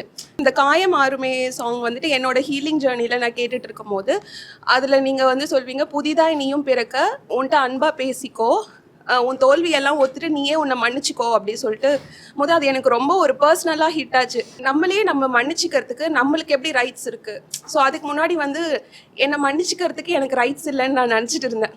ஸோ நிறைய நம்ம பண்ணியிருக்கிறதுக்கு நம்ம செல்ஃப் கண்டம்னேஷனில் இருப்போம் இல்லையா, செல்ஃப் கண்டம் பண்ணிப்போம், இது இப்படி பண்ணியிருக்கலாமே, நம்ம எடுத்த நிறைய ராங் டெசிஷன்ஸ் இருக்குது லைஃப்பில். ஸோ அதுக்கெல்லாம் செல்ஃப் கண்டம் பண்ணிக்கிட்டே இருந்த டைமில் இது எனக்கு வந்து ஏதோ ஒரு விஷயம் வந்து எங்கேயோ ஒரு விஷயம் காட் சொல்கிறதோ இல்லை யாரோ சொல்கிறத வந்து நான் அவாய்ட் பண்ணிகிட்டே இருந்தேன். எனக்கு இந்த சாங் மூலமாக சொன்ன மாதிரி இருந்துச்சு. அதுக்கப்புறமா எனக்கு இருந்த ஒரு எமோஷ்னலி ரிலீஃப் இருக்குல்ல, அது வந்துட்டு ஒரு வேற லெவலில் இருந்துச்சு. அந்த சாங் எனக்கு அந்த லைன்ஸ் எனக்கு கொடுத்தது. ஸோ நான் அதான் கேட்குறேன், உங்களுக்கு ஃபர்ஸ்ட் எப்படி அது தோணுச்சு, we can forgive ourselves அப்படின்றது? Thank you so much. அதுக்கு இப்படி வரலாம்னு நினைக்கிறேன். உங்களுக்கு அது ஈஸியாக இருந்திருக்கா டு ஃபர்கிவ் யுவர் செல்ஃப்? இல்லை, அப்படி வர வேண்டாம். நான் என்ன ரியலைஸ் பண்ணேன்னா, ஒரு பாயிண்டில் வந்து நம்மளோட ஷேம், நம்மளோட கில்ட் இருக்குல்ல, அந்த ரெண்டு விஷயமே வந்து நிறைய பேருக்கு வந்து நம்மளை மேனிப்புலேட் பண்ணுறதுக்கு ஒரு கருவியாக இருக்குது. நம்ம வந்து ஒரு விஷயத்துக்கு தயங்குறோம், நம்ம ஒரு விஷயத்துக்கு கில்ட்டியாக ஃபீல் பண்ணுறோம், ஒரு விஷயம் நமக்கு வந்து கூச்சமாக இருக்குது, இல்லை வந்து ஒரு விஷயம் பண்ண நம்ம வந்து அவமானப்பட்டுக்கிறோம் அப்படின்னு நம்ம இருக்கிற விஷயம்லாம், அது சம்பவம் சில பேர் அதை சென்ஸ் பண்ணி அதை யூஸ் பண்ணி நம்மளை வந்து மேனிப்புலேட் பண்ணுறாங்கல்ல. ஸோ இதெல்லாம் இது எப்படி சொல்கிறது, ஒரு கைப்பிடி மாதிரி நம்மளை வெளியே இந்த கைப்பிடியெல்லாம் இருக்குது. அந்த கைப்பிடி இல்லைன்னா அவனால் பிடிச்சி நம்மளை திருக்க முடியாதுல்ல. ஸோ கொஞ்சம் வியர்டான மெட்டஃபர் தான். இல்லை, கரெக்டாக. பட் ஸோ அது மாதிரி எனக்கு தோணுச்சுன்னு நினைக்கிறேன் அட் சம் பாயிண்ட். அண்ட் இன்னொரு விஷயம் வந்து, மற்றவங்க நம்மளை மன்னிச்சாலுமே வந்து அதை நம்மளால் ஏற்றுக்க முடியணும்ல.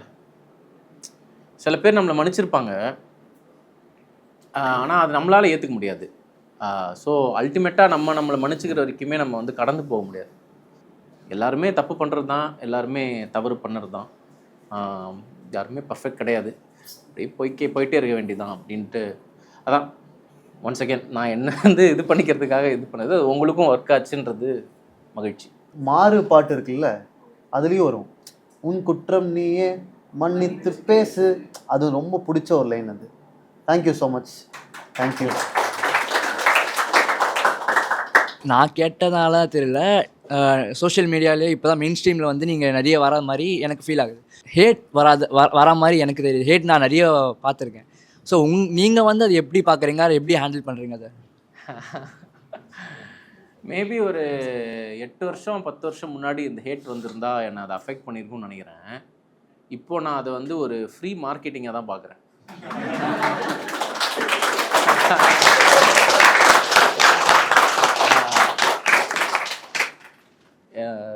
சரி, இவனுங்க வந்து இவ்வளோ துடிக்கிறானுங்களே, இன்னும் கொஞ்சம் போடு. ஃபர்ஸ்ட் ஸ்டேஜுக்கு போயாச்சு, கடுப்பாக வரான் பாடு. அண்ட் அவங்களுடைய ஹேட் எல்லாமே எங்கேருந்து வருதுன்னா, அவங்க வந்து ஓகே பாட்டுனா இப்படி இருக்கணும்னு அவங்க மைண்டில் ஒரு இது இருக்குல்ல, அதை உடைக்க தான் நம்ம ஆரம்பித்ததே. ஒரு லைக் பாட்டுனா வந்து நான் ட்ரைனிங் எடுத்துகிட்டு வந்து பாடணும் அதெல்லாம் கிடையாது. பாடுறதுன்றது பேசுறது மாதிரி, நடக்கிறது மாதிரி. யார் வேணால் பாடலாம், யார் வேணால் வந்து பேசலாம். பாடுறதுனா வந்து இது மாதிரி பிச் பர்ஃபெக்டாக இருக்கணும் அப் கிடையாது. நிறைய பேர் வந்து பிச் பர்ஃபெக்டாக பாடுவாங்க, ஆனால் நமக்கு ஒரு ஃபீலிங்குமே வராது. என்னடா அவன் பாட்டு பாடினே இருக்கான்ற மாதிரி தான் ஃபீல் ஆகும். ஆனால் சில பேர் வந்து பாடும்போது அது சுதி விலகி போனாலும் அவங்க பாடுறது வந்து அந்த மியூசிக்ன்ற அந்த டெஃபினேஷனுக்குள்ளே உட்காரலன்னு நம்மளை வந்து உலுக்கிடும். ஸோ நான் வந்து எப்படி பார்க்குறேன்னா, கலைன்றது வந்து ஒரு உணர்ச்சியை கடத்துறதுக்கான ஒரு விஷயந்தான். அது வந்து நம்ம ரொம்ப பர்ஃபெக்டாக பண்ணணும்லாம் அவசியம் கிடையாது. ஏன்னா நான் யாருமே பர்ஃபெக்ட் கிடையாது. ஸோ எனக்கு வந்து ஜாலியாக தான் இருக்குது. நீங்க பார்த்தாலே உங்களை பத்தி அந்த ஃபேவரட் மீம் ஃபேவரட் மீம் சொல்லட்டுமா? அந்த ஜாக்கி சான் செம்ம மீம். உடம்பு சரியில்லாத மாட்டை நான் மாட்டு ஆஸ்பத்திரி கூப்பிட்டு போறேன். எனக்கு ஆக்சுவலி அந்த மீம் ஃபர்ஸ்ட் புரியல, என்ன சொல்ல வரான் அப்படின்னு தெரியல. அப்புறம் நான் யோசிச்சேன், ஓ அவன் இப்படி பாக்குறான், அதை உடம்பு சரியில்லாத மாட்டை. அதாவது செம்ம ஃபன்னியாச்சு, ட்ரிப் ஆயிட்டு இருந்தேன் அந்த மீம்ல. அதான் என்னோட favourite hate meme. So like I've been following your work கொஞ்சம் quite some time. நீ வெக்கம் கோரியனோட first song I love Frangipani. ஒரு 1 வீக்கா என் குழந்தை, she is 4 years, she is listening to Frangipani and sleeping, telling panipuri பாட்டு. இந்த பூ பேர் பானிபூரின்னு அவ்வளோ க்யூட்டா. கண்டிப்பாக அந்த சாங் மீனிங் புரிய போகிறது இல்லை, but it is soothing for a 4.5-year child. Every day she is listening to it and sleeping. And so like my question is like where do you draw inspiration from? ஏன்னா ஒவ்வொரு song வந்து ஒவ்வொரு டைப்பாக இருக்குது. Like I want to know if you read books, what kind of literature do you read? மோஸ்ட்டாக வந்து history and psychology இதுதான் என்னோட ஃபேவரட் டாபிக்ஸ். லேட்டஸ்ட்டாக படிச்சுட்டு இருக்கிற புக் வந்து கிங் வாரியர் மெஜிஷியன் லவ்வர் அப்படின்னு ஒரு புக். அது வந்து கால் யங் அப்படின்னு ஒரு சைக்காலஜிஸ்ட், அவர் படிக்கிறது கொஞ்சம் ரொம்ப கஷ்டம், ரொம்ப அகாடமிக். கால் யங்கா? கால் யங், கால் ஜங்குன்னு நினைக்கிறேன். ஸோ அது அந்த ஸ்காண்டினேவியன் கண்ட்ரீஸ்லேருந்து யா வந்து ஜான் எழுதுவாங்க. நானும் ஜங்குன்னு தான் நினச்சிட்டு இருந்தேன். அப்புறம் ஏதோ வீடியோ பார்க்கும்போது யங்ன்றாங்க. ஸோ அவர் படிக்கிறது ரொம்ப ரொம்ப கஷ்டமாக இருந்துச்சு, எனக்கு புரியல என்னையா சொல்ல வரேன்ற மாதிரி இருந்துச்சு. பட் அவர் படிச்சுட்டு அதை எக்ஸ்பிளைன் பண்ணுற ஒரு பெரிய ஒரு பெட்டாலியனே இருக்கிறாங்க. ஸோ அதில் ஒருத்தர் வந்து இந்த பேர் மறந்துச்சு, இந்த கிங் வாரியர் மெஜிஷியன் லவ்வர்னு ஒரு புக்கு. அது செம புக், அது சூப்பரான புக். அதான் இப்போ படிச்சுட்டு இருக்கேன். ஓரளவுக்கு படிப்பேன். ஸ்டீரியோ டைப் இருக்குல்ல, இந்த ஜென்ரேஷன் பசங்களுக்குலாம் அட்டென்ஷன் ஸ்பேன் ரொம்ப கம்மி, அதெல்லாம் நீங்கள் வந்து பிரேக் பண்ணியிருக்கீங்க. 10 minutes வந்து ஒரு சாங்கை எல்லாரும் உட்காந்து கேட்குறாங்கன்னா அதில் வந்து குவாலிட்டியான ஒரு கண்டென்ட் இருந்ததுன்னா கேட்பாங்க அப்படிங்கிறத நீங்கள் வந்து ஃபிராங்கிபாணி மூலியமாக ப்ரூவ் பண்ணியிருக்கீங்க. அண்ட் இட்ஸ் ஒரு என்ட்ரி மாதிரி இருக்குது உங்களோட எல்லா சாங்ஸும், மிச்ச சாங்ஸ் எல்லாம் கேட்கறதுக்கு. ஓ ஹூ இஸ் திஸ் கை, இன்னும் நிறைய பாட்டு கேட்கணும் அப்படின்ட்டு நிறைய பேர் வராங்க. நெக்ஸ்ட் வந்து எனக்கு ரொம்ப ரிலேட் ஆகிற பாட்டு வீரன். அதில் வந்து கனா காணும் குமிழி ஒன்றை தலையில் மாட்டி ஊரெல்லாம் மிதந்து போனேன் கால்களாட்டி. இந்த பாட்டு பற்றி இது எப்படி நீங்கள் க்ரியேட் பண்ணீங்க, அதை பற்றி கொஞ்சம் ஏதாவது சொல்ல முடியுமா? நான் வந்து யோசிச்சுருந்தேன், சில சமயம் நான் யோசிச்சு பார்ப்பேன்.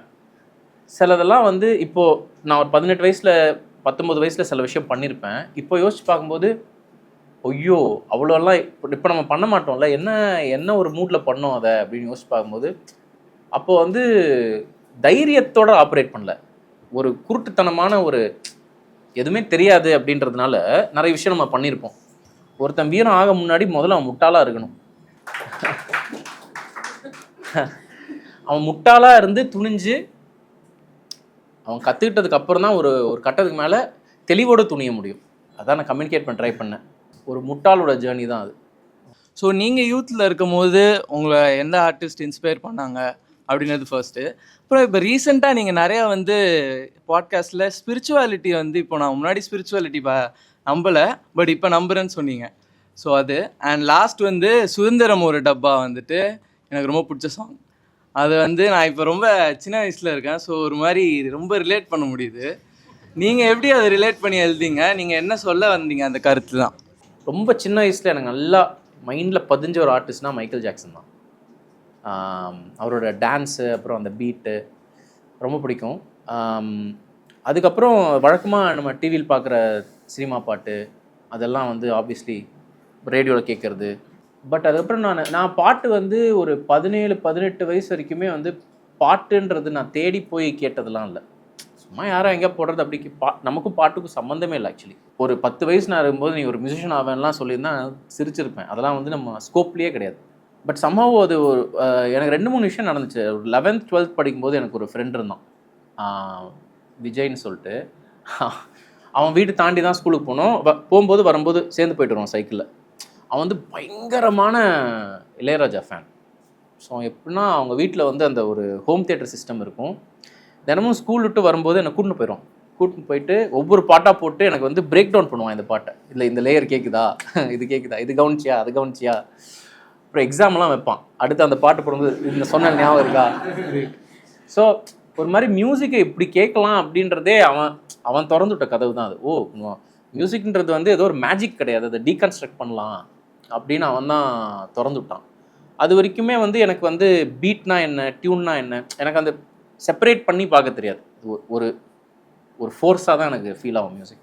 அதுக்கப்புறம் வந்து காலேஜ் போனதுக்கப்புறம் என்னோடய ரூம்மேட்ஸ் எல்லாருமே வந்து பயங்கரமாக பாட்டு கேட்பாங்க. என்கிட்ட மட்டும்தான் வந்து MP3 பிளேயர் எதுவுமே இருக்காது. இவன் ஒரு ஐபாட் ஷஃபில் வச்சுருப்பான், ஒரு MP3 பிளேயர் வச்சுருப்பான், ஒரு CD பிளேயர் வச்சுருப்பான். ஸோ அவனுக்கு பிடிச்ச பாட்டெலாம் வச்சுருப்பானுங்க. ஒருத்தன் ஃபுல்லாக இந்த தெலுங்கு பாட்டு, தெலுங்கு ஹிட்ஸ் எல்லாம் வச்சுருப்பான். ஸோ யார் யூஸ் பண்ணாமல் இருக்காங்களோ அதை எடுத்து கேட்குறது. என்ன இது இப்படி லைக் சொல்லுமா, அது பயங்கரமாக ஓப்பன் அப் பண்ணிச்சு என்ன. அப்போ தான் வந்து நிறைய நான் இந்த ராக் பேண்ட்ஸ்லாம் நிறைய கேட்க ஆரம்பிச்சது. அப்புறம் எங்கள் அப்பா பாடுறது, எங்கள் அப்பா வந்து நல்லா பாட மாட்டார், ஆனால் பாடினே இருப்பார். அவர் சின்ன வயசில் வந்து எங்கள் அம்மா கலாய்ப்பாங்க அவரை. ஒரு தடவை வந்து எங்களை தூங்குக்கிற தாலாட்டு பாட சொன்னால், தூங்காதே தம்பி தூங்க, இதெல்லாம் பாடி எங்களை தாலாட்டு பண்ணிட்டு இருந்தார் அவர். ஸோ அவருக்கு வந்து இந்த பழைய எம்ஜிஆர் பாட்டெலாம் ரொம்ப பிடிக்கும். ஸோ அப்படி வந்து எனக்கு அவர் பாடி எனக்கு சில பாட்டு தெரியும். பட் நான் ஃபேன் அப்படின்ட்டு இருந்தது அப்படின்னா அது மைக்கேல் ஜாக்சன் தான். இன்றைக்கி வரைக்குமே வந்து நான் ரீவிசிட் பண்ண மாட்டேன், ஏன்னா அது ஒரு மேஜிக். ஒரு அந்த மாதிரி மேஜிக்கை நம்ப வச்ச ஒரு மனுஷன் அவர். எனக்கு நிறைய பேர் வீட்டில் மைக்கேல் ஜாக்சனுடைய டூர், கான்சர்ட் டூர் ஃபிலிம்லாம் இருக்கும்னு நினைக்கிறேன். கரெக்ட். அது உண்மையாக மேஜிக் தான். உண்மையாலுமே அந்த டைமில் அதுவும் வந்து எனக்கு நல்லா ஞாபகம் இருக்குது. இந்த மலேசியன் கான்சர்ட் ஒன்று, அது வந்து ஒரு படமோட ஆரம்பிக்கும். ஸோ அந்த படம் எப்படின்னா, அவர் வந்துட்டு மைக்கேல் ஸ்பேஸ்ஷிப்லாம் ரெடி ஆயிடுச்சு அப்படிலாம் சொல்லுவாங்க. ஒரு ஃபுல்லாக ரெடியெல்லாம் ஆகிட்டு போய் அந்த ஒரு கேப்சூல்குள்ளே உட்காருவார். ஒரு பெரிய ஒரு அனிமேஷன் போகும். அவர் அப்படி பறந்து போகிறது, அவரோட பழைய ஃபுட்டேஜ்லாம் அவர் பயங்கரமாக பறந்துட்டுலாம் இருக்கும். அப்புறம் அந்த ஸ்பேஸ்ஷிப்பில் ஏதோ பிரச்சனையாகி அந்த ஸ்பேஸ்ஷிப் வந்து எங்கேயோ கிராஷ் ஆகும். கிராஷ் ஆனது பார்த்தீங்கன்னா வந்து கட் பண்ணால் ஸ்டேஜில் வந்து ஒரு பெரிய புகை மூட்டமாக இருக்கும். அந்த புகையெல்லாம் கிளியர் பண்ணணும், அந்த கேப்சூல் அங்கே இருக்கும். பயங்கரமாக இருக்கும். சின்ன வயசு அதை பார்க்கும்போது எங்கேருந்து வந்தான் அவன், எங்கே கிராஷ் ஆச்சு. அப்புறம் மைக்கேல் பற்றி எனக்கு ரொம்ப பிடிச்ச ஒரு விஷயம் என்னென்னா, செம்மையாக டீஸ் பண்ணுவார். சைலன்ஸை வந்து பயங்கரமாக யூஸ் பண்ணுவார். அது ஸ்டேஜுக்கு வந்த உடனே ஒரு ஆர்ப்பாட்டம் சவுண்ட் எதுவுமே இல்லை, ஜஸ்ட் அப்படி நிற்பார், போஸ்ட் பண்ணிட்டு நிற்பார் 10 நிமிஷம். எல்லாரும் சதறிட்டு இருப்பானுங்க, அப்படியே நிற்பார் அவர் 10 நிமிஷத்துக்கு. செம்மையாக இருக்கும். நம்மளும் அந்த 10 நிமிஷம் பார்ப்போம், எப்போ ஆரம்பிக்க போகிறான் மனுஷன் அப்படின்னு நம்மளும் வெயிட் பண்ணிட்டே இருப்போம். அவர் அதை வச்சு இன்னொரு டீஸும் பண்ணியிருப்பார் வேற ஒரு ஸ்டேஜ் ஷோவில். அப்போ தான் எம்ஜே மாதிரி நிறைய பேர் பண்ண ஆரம்பிச்சிட்டாங்கல்ல, அதெல்லாம் மல்டிபிள் எம்ஜே சொல்லுவாங்க. இங்கே ஒரு எம்ஜே ஆட ஆரம்பிச்சிருவார், ஆனால் அது எம்ஜே கிடையாது, அது ஃபேக்கு. இந்த மாதிரி நிறைய எம்ஜே சொல்லுவாங்க, கடைசியில் பார்த்தா வேற ஒரு இடத்துல இருந்து உண்மையான எம்ஜே வருவாங்க. பயங்கரமாக இருக்கும், டீஸ் தான் அது. அவரோட பெர்ஃபார்மன்ஸ்குள்ளே மேஜிக்கும் இருக்கும். எப்படி நீங்கள் காணாமல் போவார், அங்கே வருவார், பயங்கரமாக இருக்கும். அப்புறம் வந்து சுதந்திரம் ஒரு டப்பா, அந்த பாட்டு நீங்கள் இப்போ பல்லு தேய்ச்சு புட்டு கண்ணாடி பார்த்து கொண்டு ஊரை திருத்த ஒரு திட்டம் தீட்டினா, துவச்சு வந்த சட்டை முதுகில் மாட்டும் முன்னே அந்த உணர்ச்சிய தூக்கி வீசினா, கச கச கச சுட்டுல நச நச நச ரோட்டுல ஒரு வேலைக்கு போய் சேர்ந்தா 8 மணி நேரம் கணக்குல பெரும்பாலும் அசராம அலுங்கி குலுங்கி வீட்டுக்கு வந்தா, தலை உள்ள சலசலன்னு சிந்தனைகளோட அந்த ஓட்டத்தை நிறுத்த தொலைக்காட்சியை போட, சுதந்திரம் ஒரு டப்பா, இந்த 4 செவத்துக்குள்ள நாம வாழ்க்கை வாழ்ந்த தப்பா, வாழ்க்கை வாழ்ந்த தப்பா, சுதந்திரம் ஒரு டப்பா, இந்த 4 செவத்துக்குள்ள நாம வாழ்க்கை வாழ்ந்த தப்பா, வாழ்க்கை வாழ்ந்த தப்பா. கேவர் அவங்கெல்லாம் பாடி நீங்கள் கேட்குறது எப்படி இருக்குன்னு சொல்லுங்கள். இல்லை, செமையாக இருக்குது. நான் வந்து சென்னைக்கு வந்துட்டு ஃபஸ்ட்டு பண்ணிட்டு இருந்த வேலை வந்து அப்படி தான் எனக்கு ஃபீல் ஆகுது. நான் என்ன நினச்சிட்டு வந்தேன், சரி நம்ம வந்து வீட்டிலேருந்து தப்பிச்சிட்டா நம்ம வந்து ஃப்ரீயாக இருக்கலாம், நமக்கு பிடிச்சதை பண்ணலாம் அப்படின்னு. வச்சோ நீங்கள் ஒரு பாடி பில்டராக இருக்கீங்க வைங்களேன், உங்களுக்கு வந்து ஒரு மாதிரி ஓகே இந்த மாதிரி ஒரு 6 பேக்கோடு இருக்கணும், அந்த மாதிரி இருக்கணும். லைக் அது அந்த இடத்துக்கு நான் வந்துட்டேன்னா எனக்கு வந்து அதான் என்னோடய பீக்காக இருக்கும் அப்படின்னு நீங்கள் நினைக்கிறீங்க அப்படின்னா, நீங்கள் வந்து ஜாலியாக இருந்தால் அங்கே போக முடியாதுல்ல. ஒரு மாதிரி ஒரு ரெஸ்ட்ரிக்ஷன்ஸோட தான் ரெஸ்ட்ரிக்ஷன்ஸோட. ஸோ டிசிப்ளின் அப்படின்றது வந்து டிசிப்ளின் இல்லாமல் ஃப்ரீடம் இல்லை அப்படின்றதும் ஒரு பெர்ஸ்பெக்டிவ். இன்னொரு பெர்ஸ்பெக்டிவ் வந்து ஃப்ரீடம்ன்றது வந்து நம்ம கையில் மட்டும் இல்லை, அது நம்மளோட சூழல்லையும் நிறைய இருக்குது. ஸோ ரெண்டுமே வந்து எனக்கு பிரச்சனையாக இருந்துச்சு. எனக்கு டிசிப்ளினும் இல்லை, காசுக்காகவும் ஓட வேண்டியதாக இருந்துச்சு. ஸோ இது ரெண்டுமே வந்து நம்மளை சுற்றி அடிக்கும்போது அங்கேருந்தான் வந்துச்சு நினைக்கிறேன். மெய் சொல்லி நான் தாண்டா உன் மெய் சிலருக்கும் என் கவி கேட்டா, குறி சொல்லி நான் தாண்டா புது வழி பிறக்கும் என் வரி கேட்டா. இதை சொல்றதுக்கு ஒரு கன்விக்ஷன் வேணும் ஒருத்தருக்கு. அவனை நம்பலைன்னா அவனால் இந்த அளவுக்கு கன்விக்ஷனோட எழுத முடியாது. ஸோ அந்த கன்விக்ஷன் இருக்கலாம், but that cannot become an arrogance. So அந்த பேலன்ஸை ஹவு டிட் யூ ஸ்ட்ரைக்? என்ன பதில் சொல்கிறதுன்னு தெரில எனக்கு. ஏதோ எழுதிட்டேன், இப்படி யாரும் கேள்வி கேட்பாங்கன்னு எதிர்பார்க்குறேன். சில சமயம் நம்மளை ஈகோ பூஸ்ட் பண்ணிக்கிறது தான் அதுவும் அப்பப்போ தேவைப்படுது. அந்த ஒரு ஜோன்ஸில் எழுதின பாட்டு தான். எனக்கு வந்து கேபர் திருக்கிள்ளி பண்ணது ரொம்ப ரொம்ப சந்தோஷம் எனக்கு. ஏன்னா மனம் சார்ந்து மனிதர்கள் சார்ந்து நிறைய பாடல்கள் நீங்கள் எழுதியிருக்கீங்க, பாடியிருக்கீங்க, எல்லாமே ஓகே. அது நிறைய பேருக்கு ஒர்க் ஆகுது, எல்லாமே ஓகே. ஆனால் எனக்கு திடீர்னு தோணும், சில பேருக்குலாம் ஃபோன் பண்ணி யூ ஆர் டூயிங் குட், உங்கள் ஒர்க் வந்து ரீச் ஆகிட்டு இருக்கு, நிறைய பேர் நாங்கள் இது கேட்குறோம், நீங்கள் நல்ல இடத்துல தான் இருக்கீங்கன்னு நமக்கு சொல்லணும்னு தோணும்ல. அது கேபருக்கே ஓகேடா, நம்ம ஒரு நல்ல இடத்துல தான் இருக்கோன்றது கேபருக்கு தெரியுதுன்றது எனக்கு திருக்கிள்ளி வந்த பிறகு தான் எனக்கு தெரிஞ்சுது. And I felt very happy about it, because நீங்கள் தான் உண்மையாகவே திருக்கிள்ளி. ஓஜியை வந்து திருக்கிள்ளின்னு டேர்ம் பண்ணதே ரொம்ப நல்ல மேட்டர் தான் ஆக்சுவலாக. ஓ, இப்போ அவர் பாட வச்சுற ஒரு 4 வரி எனக்காக.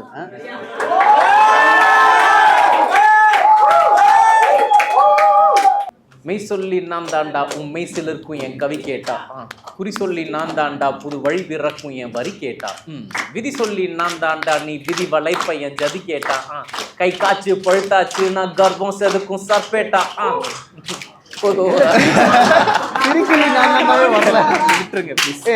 பல்லவி நீங்களே, பல்லவி 4 வரி. திருக்கிள்ளி நான் தாண்டா அட மூத்த தீப்பொறை நான் தாண்டா, 10,000 வெடி வெடிக்கிற சரத்துல அந்த வெடி நான் தாண்டா. உங்க அப்ப சொல்லிருப்பான் என் கூட பார்த்தா உன்னை தள்ளி வைப்பான், ஆனாலும் சேர்ந்திருப்ப என் அக்கில நீயும் மோந்திருப்ப. வாங்கடா என் வீட்டுக்கு வெளியே கியூ இருக்கு, பிரச்சனை தினமும் காத்திருக்கு, ஆனாலும் ஸ்ட்ரெஸ் இல்ல, எனக்கு பிரச்சனை இல்ல, கற்பட ஃபேக்டரியில என்னைக்கும் கரண்ட் கட் இல்ல.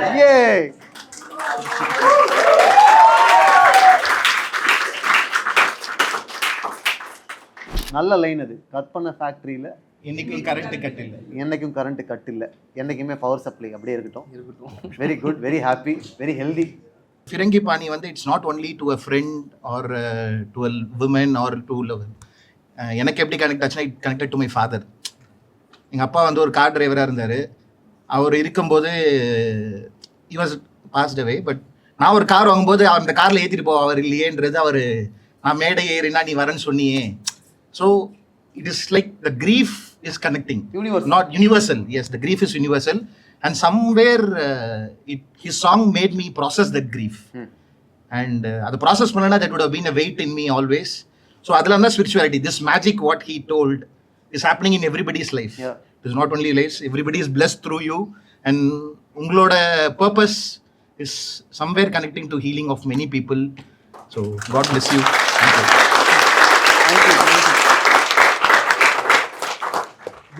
Love you, Gaber.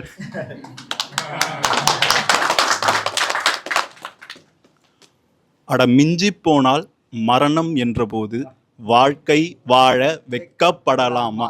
இது போன்ற உங்களோட பல வரிகள் மூலயமா எங்களோட காயங்களை ஆற்றி கொண்டிருக்கிற ஒரு ஃபிராங்கி பூ நான். உங்கள் வரிகள் மேலே ஆகப்பெரும் காதலும் அதை நிறைய பேர்கிட்ட எடுத்துகிட்டு போயிட்டு சேர்க்கணும் அப்படிங்கிற வேட்கையும் எங்களுக்குள்ளே நிறைய இருக்குது. என்னோடய கொஸ்டின் மெயினாக என்னவாக இருக்குது அப்படின்னா, யூ ஸ்டார்டட் ஃப்ரம் ஜீரோ. ஒரு இடத்துலையும் சறுக்கி எழுந்து ஒரு மலைமுகட்டு மேலே ஏறி மீண்டும் இறங்கி மீண்டும் ஏறி பல மலைகளை கடந்து இன்னைக்கு இந்த இண்டிபெண்ட் வேர்ல்டில் ஒரு ஆண்டு கொண்டு இருக்கிற மன்னனாக நீங்கள் இருக்கீங்கல்ல, இந்த இடம் உங்களுக்கு எவ்வளோ சாட்டிஸ்ஃபைங்காக இருக்குது? Are you satisfied? Are you happy? Are do you want something more? ரொம்ப பேசிக்காக சொன்னோன்னா பத்தலை. ஐ திங்க் அது, ஆனால் அது வந்து எப்போவுமே வந்து ஒவ்வொரு செக் பாயிண்ட் வரும்போதும் செம்ம அப்படின்னு ஃபீல் ஆகும். 2 நாளைக்கு அப்படி ஃபீல் ஆகும்.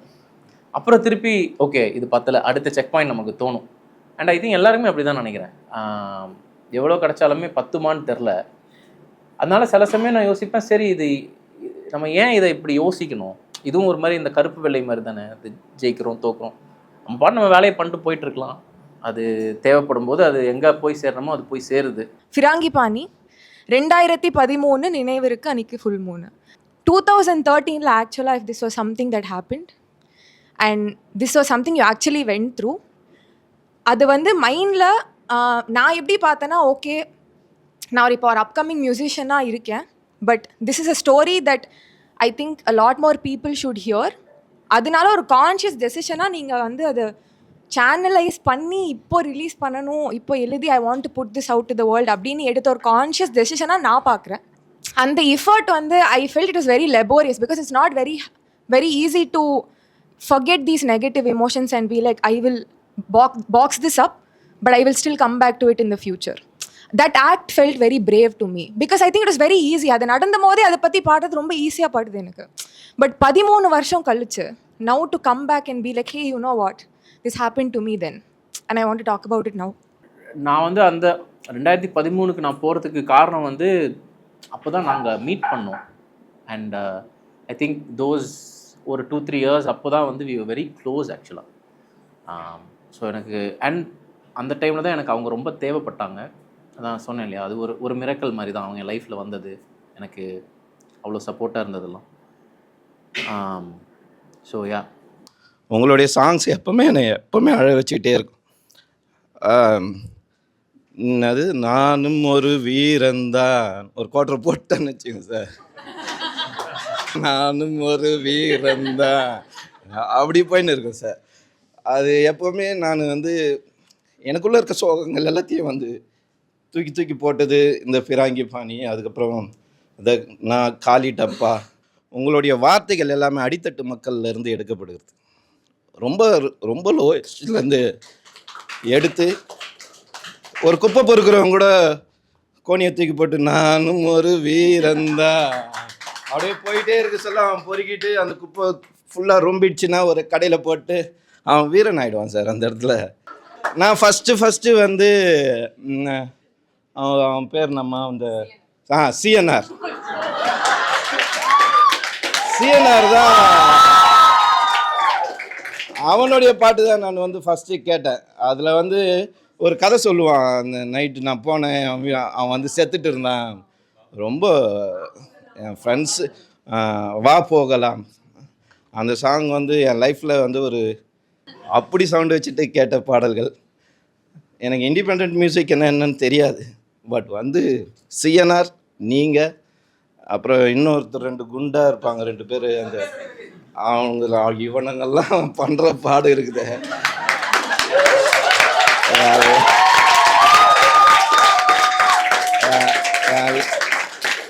என் லைஃப்பில் ஒரு 15% நான் இன்றைக்கி வாழ்ந்துட்டு இருக்கேன்னா இந்த மியூசிக் தான் சார். எனக்கு வாழணும்னு தோணுது, இன்னும் வாழணும்னு தோணுது. அப்படியாப்பட்ட வார்த்தைகள்லாம் தேடி எங்கேருந்து கண்டுபிடிக்கிறீங்கன்னே தெரியல சார். உருக்குறீங்க அப்படியே மனசை போட்டு. உண்மையிலே லாஸ்ட்டாக போஸ்டரில் உங்களை கட்டிப்பிடிச்சி ஒரு வாட்டி அழுதுட்டு ஒரு ஃபோட்டோ எடுக்கணும் சார் ப்ளீஸ். அதே மாதிரி யார் பாடின பாட்டு, நான் வந்து மீசக்காரனுங்களாம் இருக்கானுங்க, நாங்கள் பெங்களூரில் நாங்கள் ஒரு இடத்துல இருந்தோம் அப்படின்லாம் ஒரு பாட்டு வரும். என்ன பாட்டுனா அது பாடணும், ஒத்த செவரு பாட்டு சொல்கிறேன். ஒத்த செருப்பு சார், அதெல்லாம் எப்படி யார் எவன் பாடினான்னு தெரில, அவன்லாம் மாட்டினான்னா அவனா கூட்டின்னு வந்து ஒரு வாரம் வீட்டில் வச்சு பாடியா பாடு இல்லை. ஏன்னா அவ்வளோ நல்லா பாடுறவங்களாம் சினிமா வந்து எங்கேயுமே எடுக்க மாட்டேங்குது. இல்லை நீங்கள் எடுத்துக்கிறீங்களே.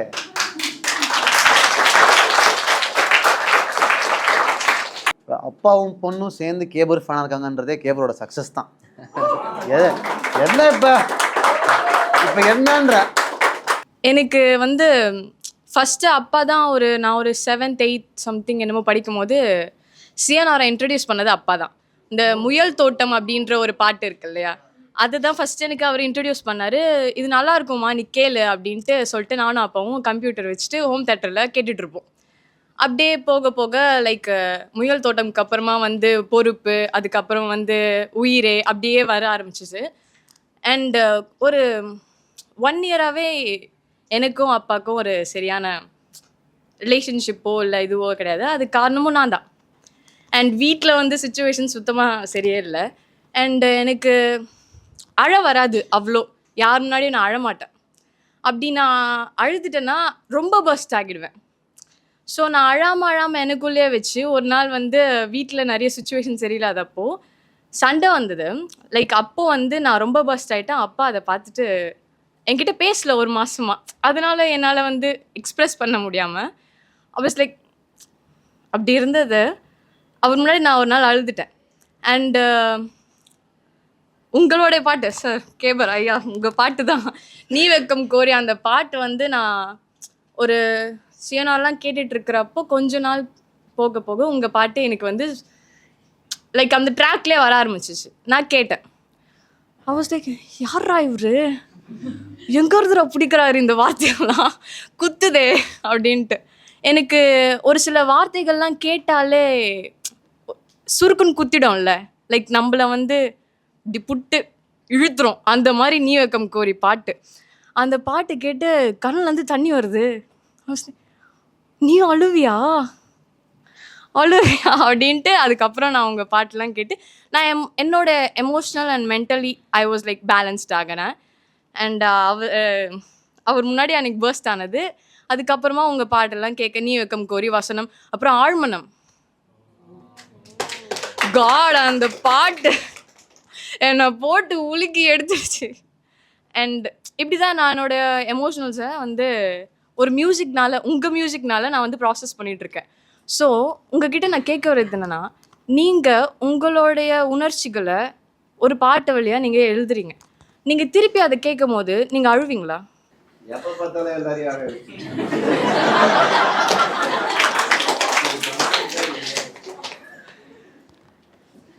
எழுதிட்டு படிச்சுட்டு அதுக்கப்புறம் நீங்கள் கேளுங்க சார் ஃபர்ஸ்ட்.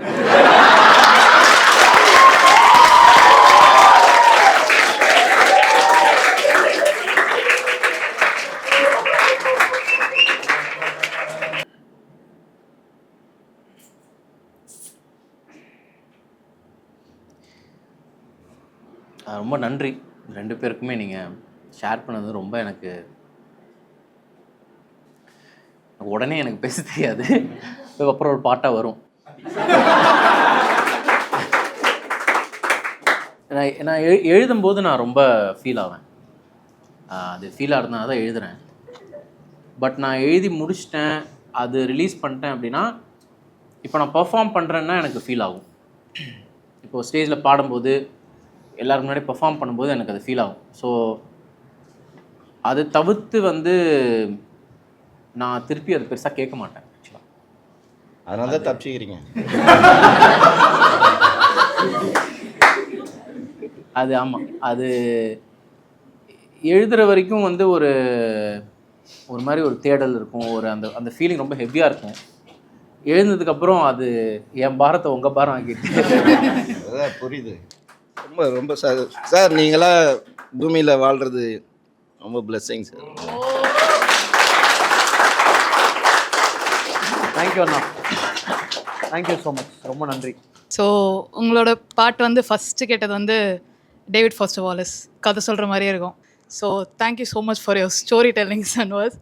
அதுலேருந்து என்னோடய ஆர்ட்டுமே அப்படி ஒரு ஸ்டோரி டெல்லிங் மாதிரி தான் நான் வைப்பேன் எப்போவுமே ஒரு தீம். அப்புறம் இப்போ நீங்கள் சொன்னதொடனே எனக்கு கனெக்ட் ஆச்சு. என்ன அது இதுக்கு முன்னாடி கேட்டிருக்காங்க அந்த கேள்வி, எனக்கு அது சொல்ல தெரியாது. நீ ஏன் சோகமாகவே வரைகிறேன்னு கேட்பாங்க, ஏன் உன் கஷ்டத்தை சொல்கிறேன்னாங்க.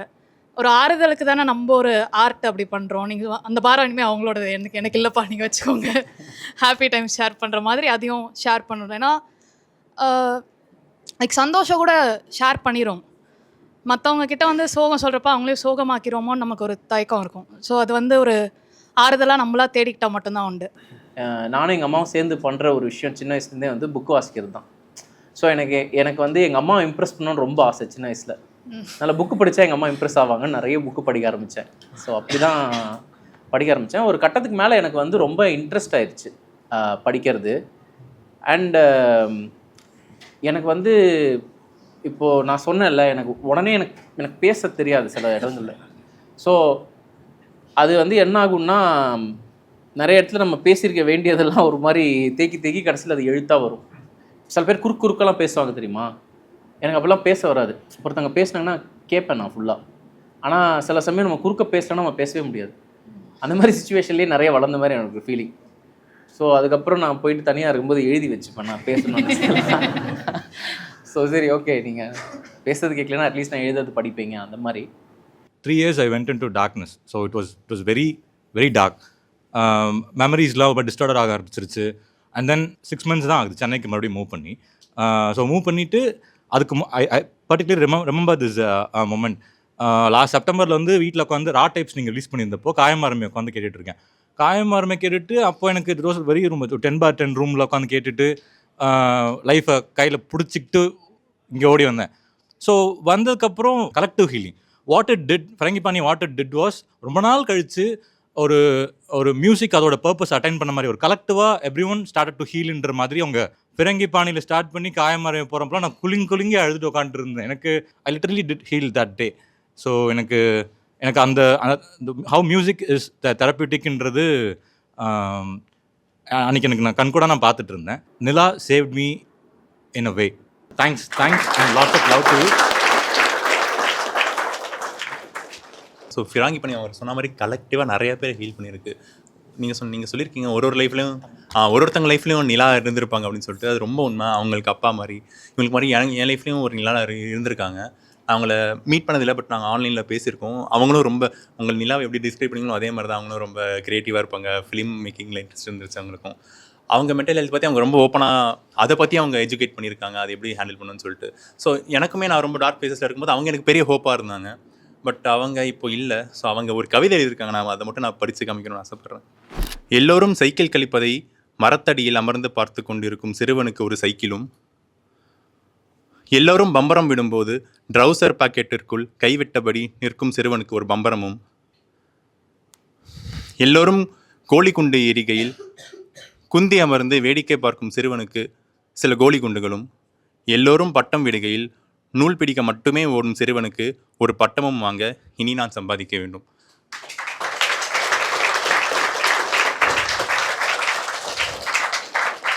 இது அவங்க எழுதின கவிதை தான். ஸோ உங்கள் ஃபிராங்கிபாணியில் நான் வாக்கேபர் பீச்சுக்கு போகலாம், திருநாய்க்கெல்லாம் பிஸ்கெட் போடு அப்படின்னு, அப்புறம் உங்கள் சட்டை கிழிஞ்சிருக்கு உனக்கு புது சட்டை வாங்கி தரேன். மற்றவங்கள பற்றி யோசிக்கிற நிறைய பேர், மற்றவங்களுக்கு ரொம்ப எம்பத்தி இருக்கான நிறைய இருக்குது. நிறைய பேர் வந்து அவங்க இந்த மாதிரி மென்டல் ஹெல்த்தில் போகும்போது ரொம்ப கஷ்டமாக இருக்குது. ஸோ நீங்கள் நிலாவை அவங்கள ஒரு கார்டியன் ஏஞ்சல் மாதிரி நீங்கள் கடைசியில் நீ ஒரு கனவு கண்டா அந்த ஊருக்கு எடுத்துருந்தா அவனை காத்திருப்பா அப்படின்னு சொல்லிட்டு சொன்னது ரொம்ப எனக்கு உண்மையிலே இப்போலாம் நிலாவை பார்க்கும்போது ரொம்ப ரொம்ப ரொம்ப ஹீலிங்காக இருக்குது. எனக்கு ஒரே கொஸ்டின் இருக்குது. எல்லா கிரேட் ஆர்ட்டுமே வந்து ஒரு பெரிய ஒரு சேட்னஸ்லேருந்து வருது அப்படின்னு சொல்லி எனக்கு தோணுது. ஸோ ஒரு பெரிய ஆர்ட்டுக்கு ஒரு பெரிய சேட்னஸ் தேவையா அப்படின்ற கேள்வி இருக்குது. இல்லைன்னு நினைக்கிறேன். ஐ திங்க் சேட்னஸ்லேருந்தும் ஆர்ட் வருது. பட்டு ஆர்ட்ன்றது அடிப்படையில் எக்ஸ்ப்ரெஷன் தானே. நம்ம சோகமாக இருக்கும்போது மட்டும்தான் நம்ம எக்ஸ்ப்ரெஸ் பண்ணுறோமா? இல்லை, ஆர்ட்டுக்கு எந்த ப்ரீ ரெக்வசிட்டும் இல்லைன்னு நினைக்கிறேன். யார் வேணால் எப்போ வேணால் எப்படி வேணால் ஒரு நல்ல கலை படைப்பை படைக்கலாம். இது எல்லாமே வந்து இப்படி இருந்தால் தான் பண்ண முடியுமா? Great art comes from great suffering அப்படின்னா அப்போ ஜாலியாக இருக்கிறவங்கனால ஆர்ட் பண்ண முடியாதா? அப்படிலாம் கிடையாது. ஜாலியாக இருக்கிறவங்க நல்லா ஆர்ட் பண்ணுறாங்க. இல்லை வந்து அது எல்லாமே ஒரு மாதிரி லிமிட்டிங் பிலீஃப்ஸ் மாதிரி எனக்கு ஃபீல் ஆகுது. அப்படிலாம் இல்லை. The same with drugs also, right? ஆமாம். போதையில் இருந்தால் தான் நான் எழுத முடியும் அப்படிலாம் கிடையாது. இப்படியா எழுதலாம். அது எல்லாமே எஸ்கேப்பிசம் மாதிரி தான். எஸ்கேப்பிசம்ன்றதை விட அது ஏன் நம்புகிறோன்னு நமக்கே தெரியாது. நம்ம சில தான் நம்பிட்டு இருப்போம். யாரோ சொல்லியிருப்பாங்க, எங்கேயோ கேள்விப்பட்டிருப்போம், இது செமையாக இருக்கே, அது நம்பிக்கலாம் அப்படின்னு நம்பிப்போம். ஆனால் அது உண்மையானு யோசிக்க மாட்டோம். அந்த மாதிரி ஒரு விஷயம் நான் ஃபீல் ஆகிறேன். இவர் சொல்லுவார், பேர் மறந்துட்டேன், ஒரு ரொம்ப ஃபேமஸான ஒரு ஜாஸ் சாக்ஸோஃபோனிஸ்ட். அவர் வந்து சொல்லுவார், அவர்கிட்ட இந்த கேள்வி ஒரு இன்டர்வியூ கேட்டிருப்பாங்க. They say that great art comes from great suffering அப்படின்ட்டு அப்படிம்பாரு. My dad's rich, my mom's beautiful, I've never suffered a day in my life அப்படின்னு சொல்லுவார். ஏன்னா அதான் நான் யோசிச்சு பார்ப்பேன். நம்ம பண்ணுற விஷயம்லாம் நினைக்கிறேன் நம்ம மூலமாக நடக்கிற விஷயம். ஸோ அது யார் மூலமாக எது எப்போ நடக்கும்னு நமக்கு தெரியாது. இப்போ நிறைய விதமான ஷெல் இருக்கும், அது நம்மளே க்ரியேட் பண்ணிப்போம். சம்டைம்ஸ் அந்த ஷெல் வந்து ரொம்ப கம்ஃபர்டபுளாக இருக்கும், அதனால் நம்ம கட் ஆஃப் பண்ணிட்டு இந்த ஷெல்லுக்குள்ளே போய் உட்காந்துப்போம், பயங்கர பத்திரமா இருக்கும்.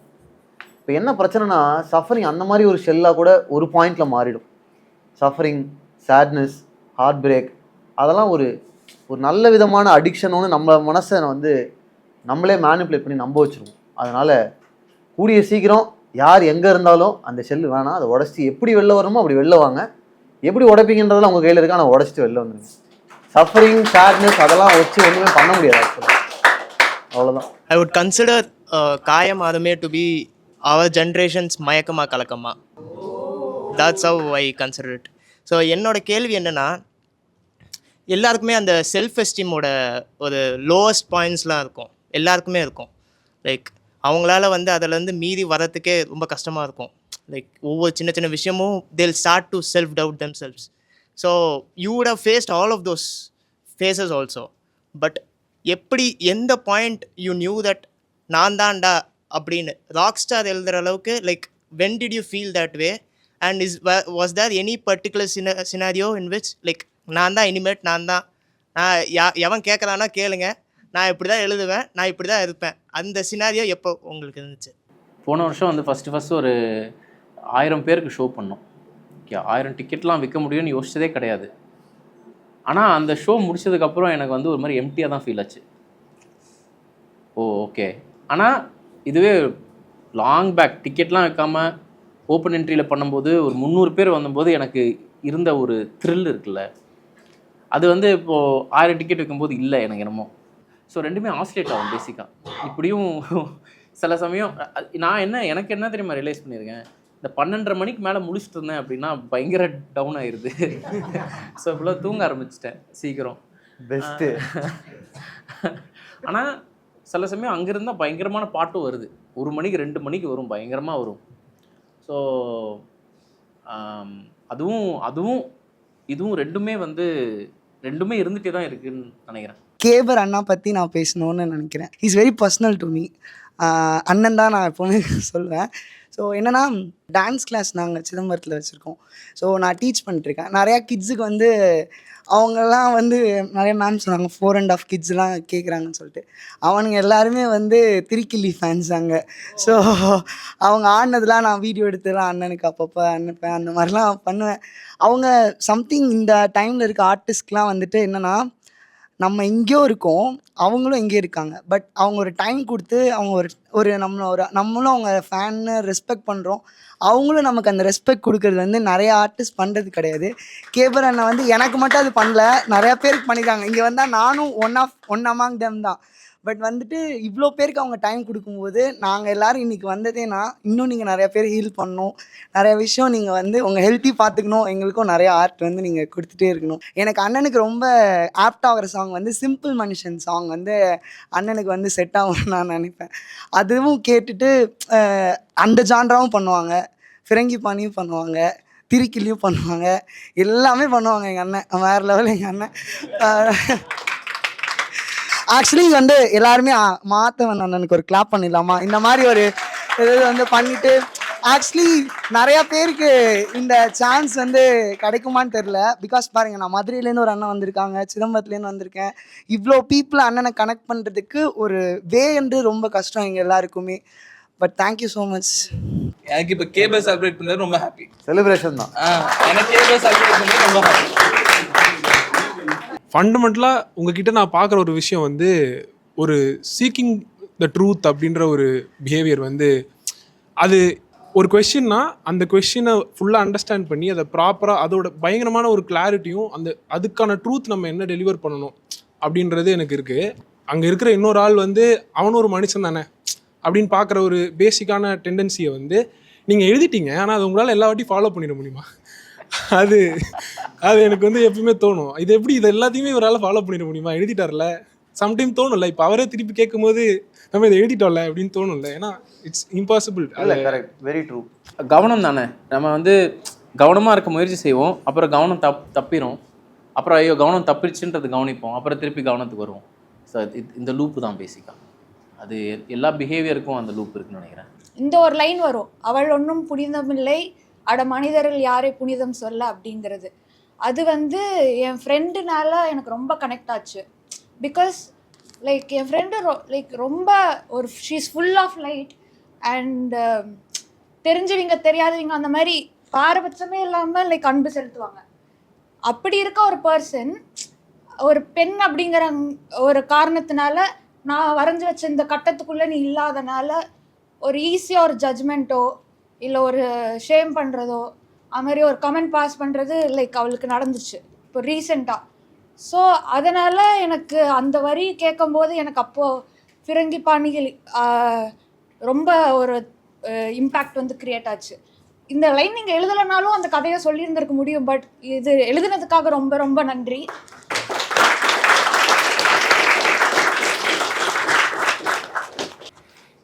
வாக்கேபர் பீச்சுக்கு போகலாம், தெருநாய்க்கெல்லாம் பிஸ்கெட் போட.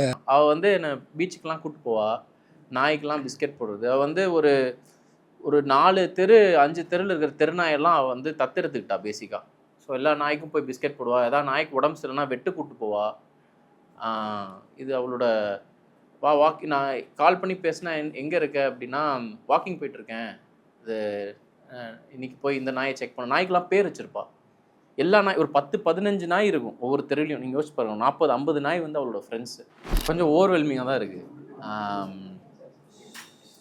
அது ஒவ்வொருத்தரோட எமோஷன்ஸ் அவங்க சொல்லும்போது அதான் நான் என்ன ஃபீல் ஆகிறேன் எனக்கு இப்போ தெரியாது. நான் அப்புறம் தான் எனக்கு தெரியும். பட் எனக்கு அது அப்பப்போ இது தேவைப்படுதுன்னு வைங்களேன். ஸோ நன்றி இது ஆர்கனைஸ் பண்ணதுக்கு நன்றி. சில ஆளு மொரட்டு புத்திசாலித்தனமா செய்யணும் ஏதோ செய்வான். சில ஆளு முருட்டு பக்திசாலி, கடவுள் மீது தலைவன் மீது நம்பிக்கையில் வாழ்வான். சில ஆளு சுயசரித்திரவாதி, சுய புராணங்கள் சொல்லி சாவடிப்பான். சில ஆளு நாட்டுல கோளாறு, பேசணுன்னே பேசிக்கிட்டே இருப்பான். மனிதன் குணம் பாதி உடை மீதி, வாழ்க்கை 1000 கோடி விதமுக மூடி திரியும். இதில் வந்து கேபுரனுடைய பாடல் வரிகள்லாம் இருக்கு. அத்தனை கோடி முகமூடிகளிலும் ஒவ்வொன்றை கண்டேன் விண்ணக்கம் நாடி முன்னாடி நின்றேன். புரிந்தது 1000 கோடி முகமூடிகள் எனக்கும் பொருந்தும் என்று. அத்தனை கோடி முகம்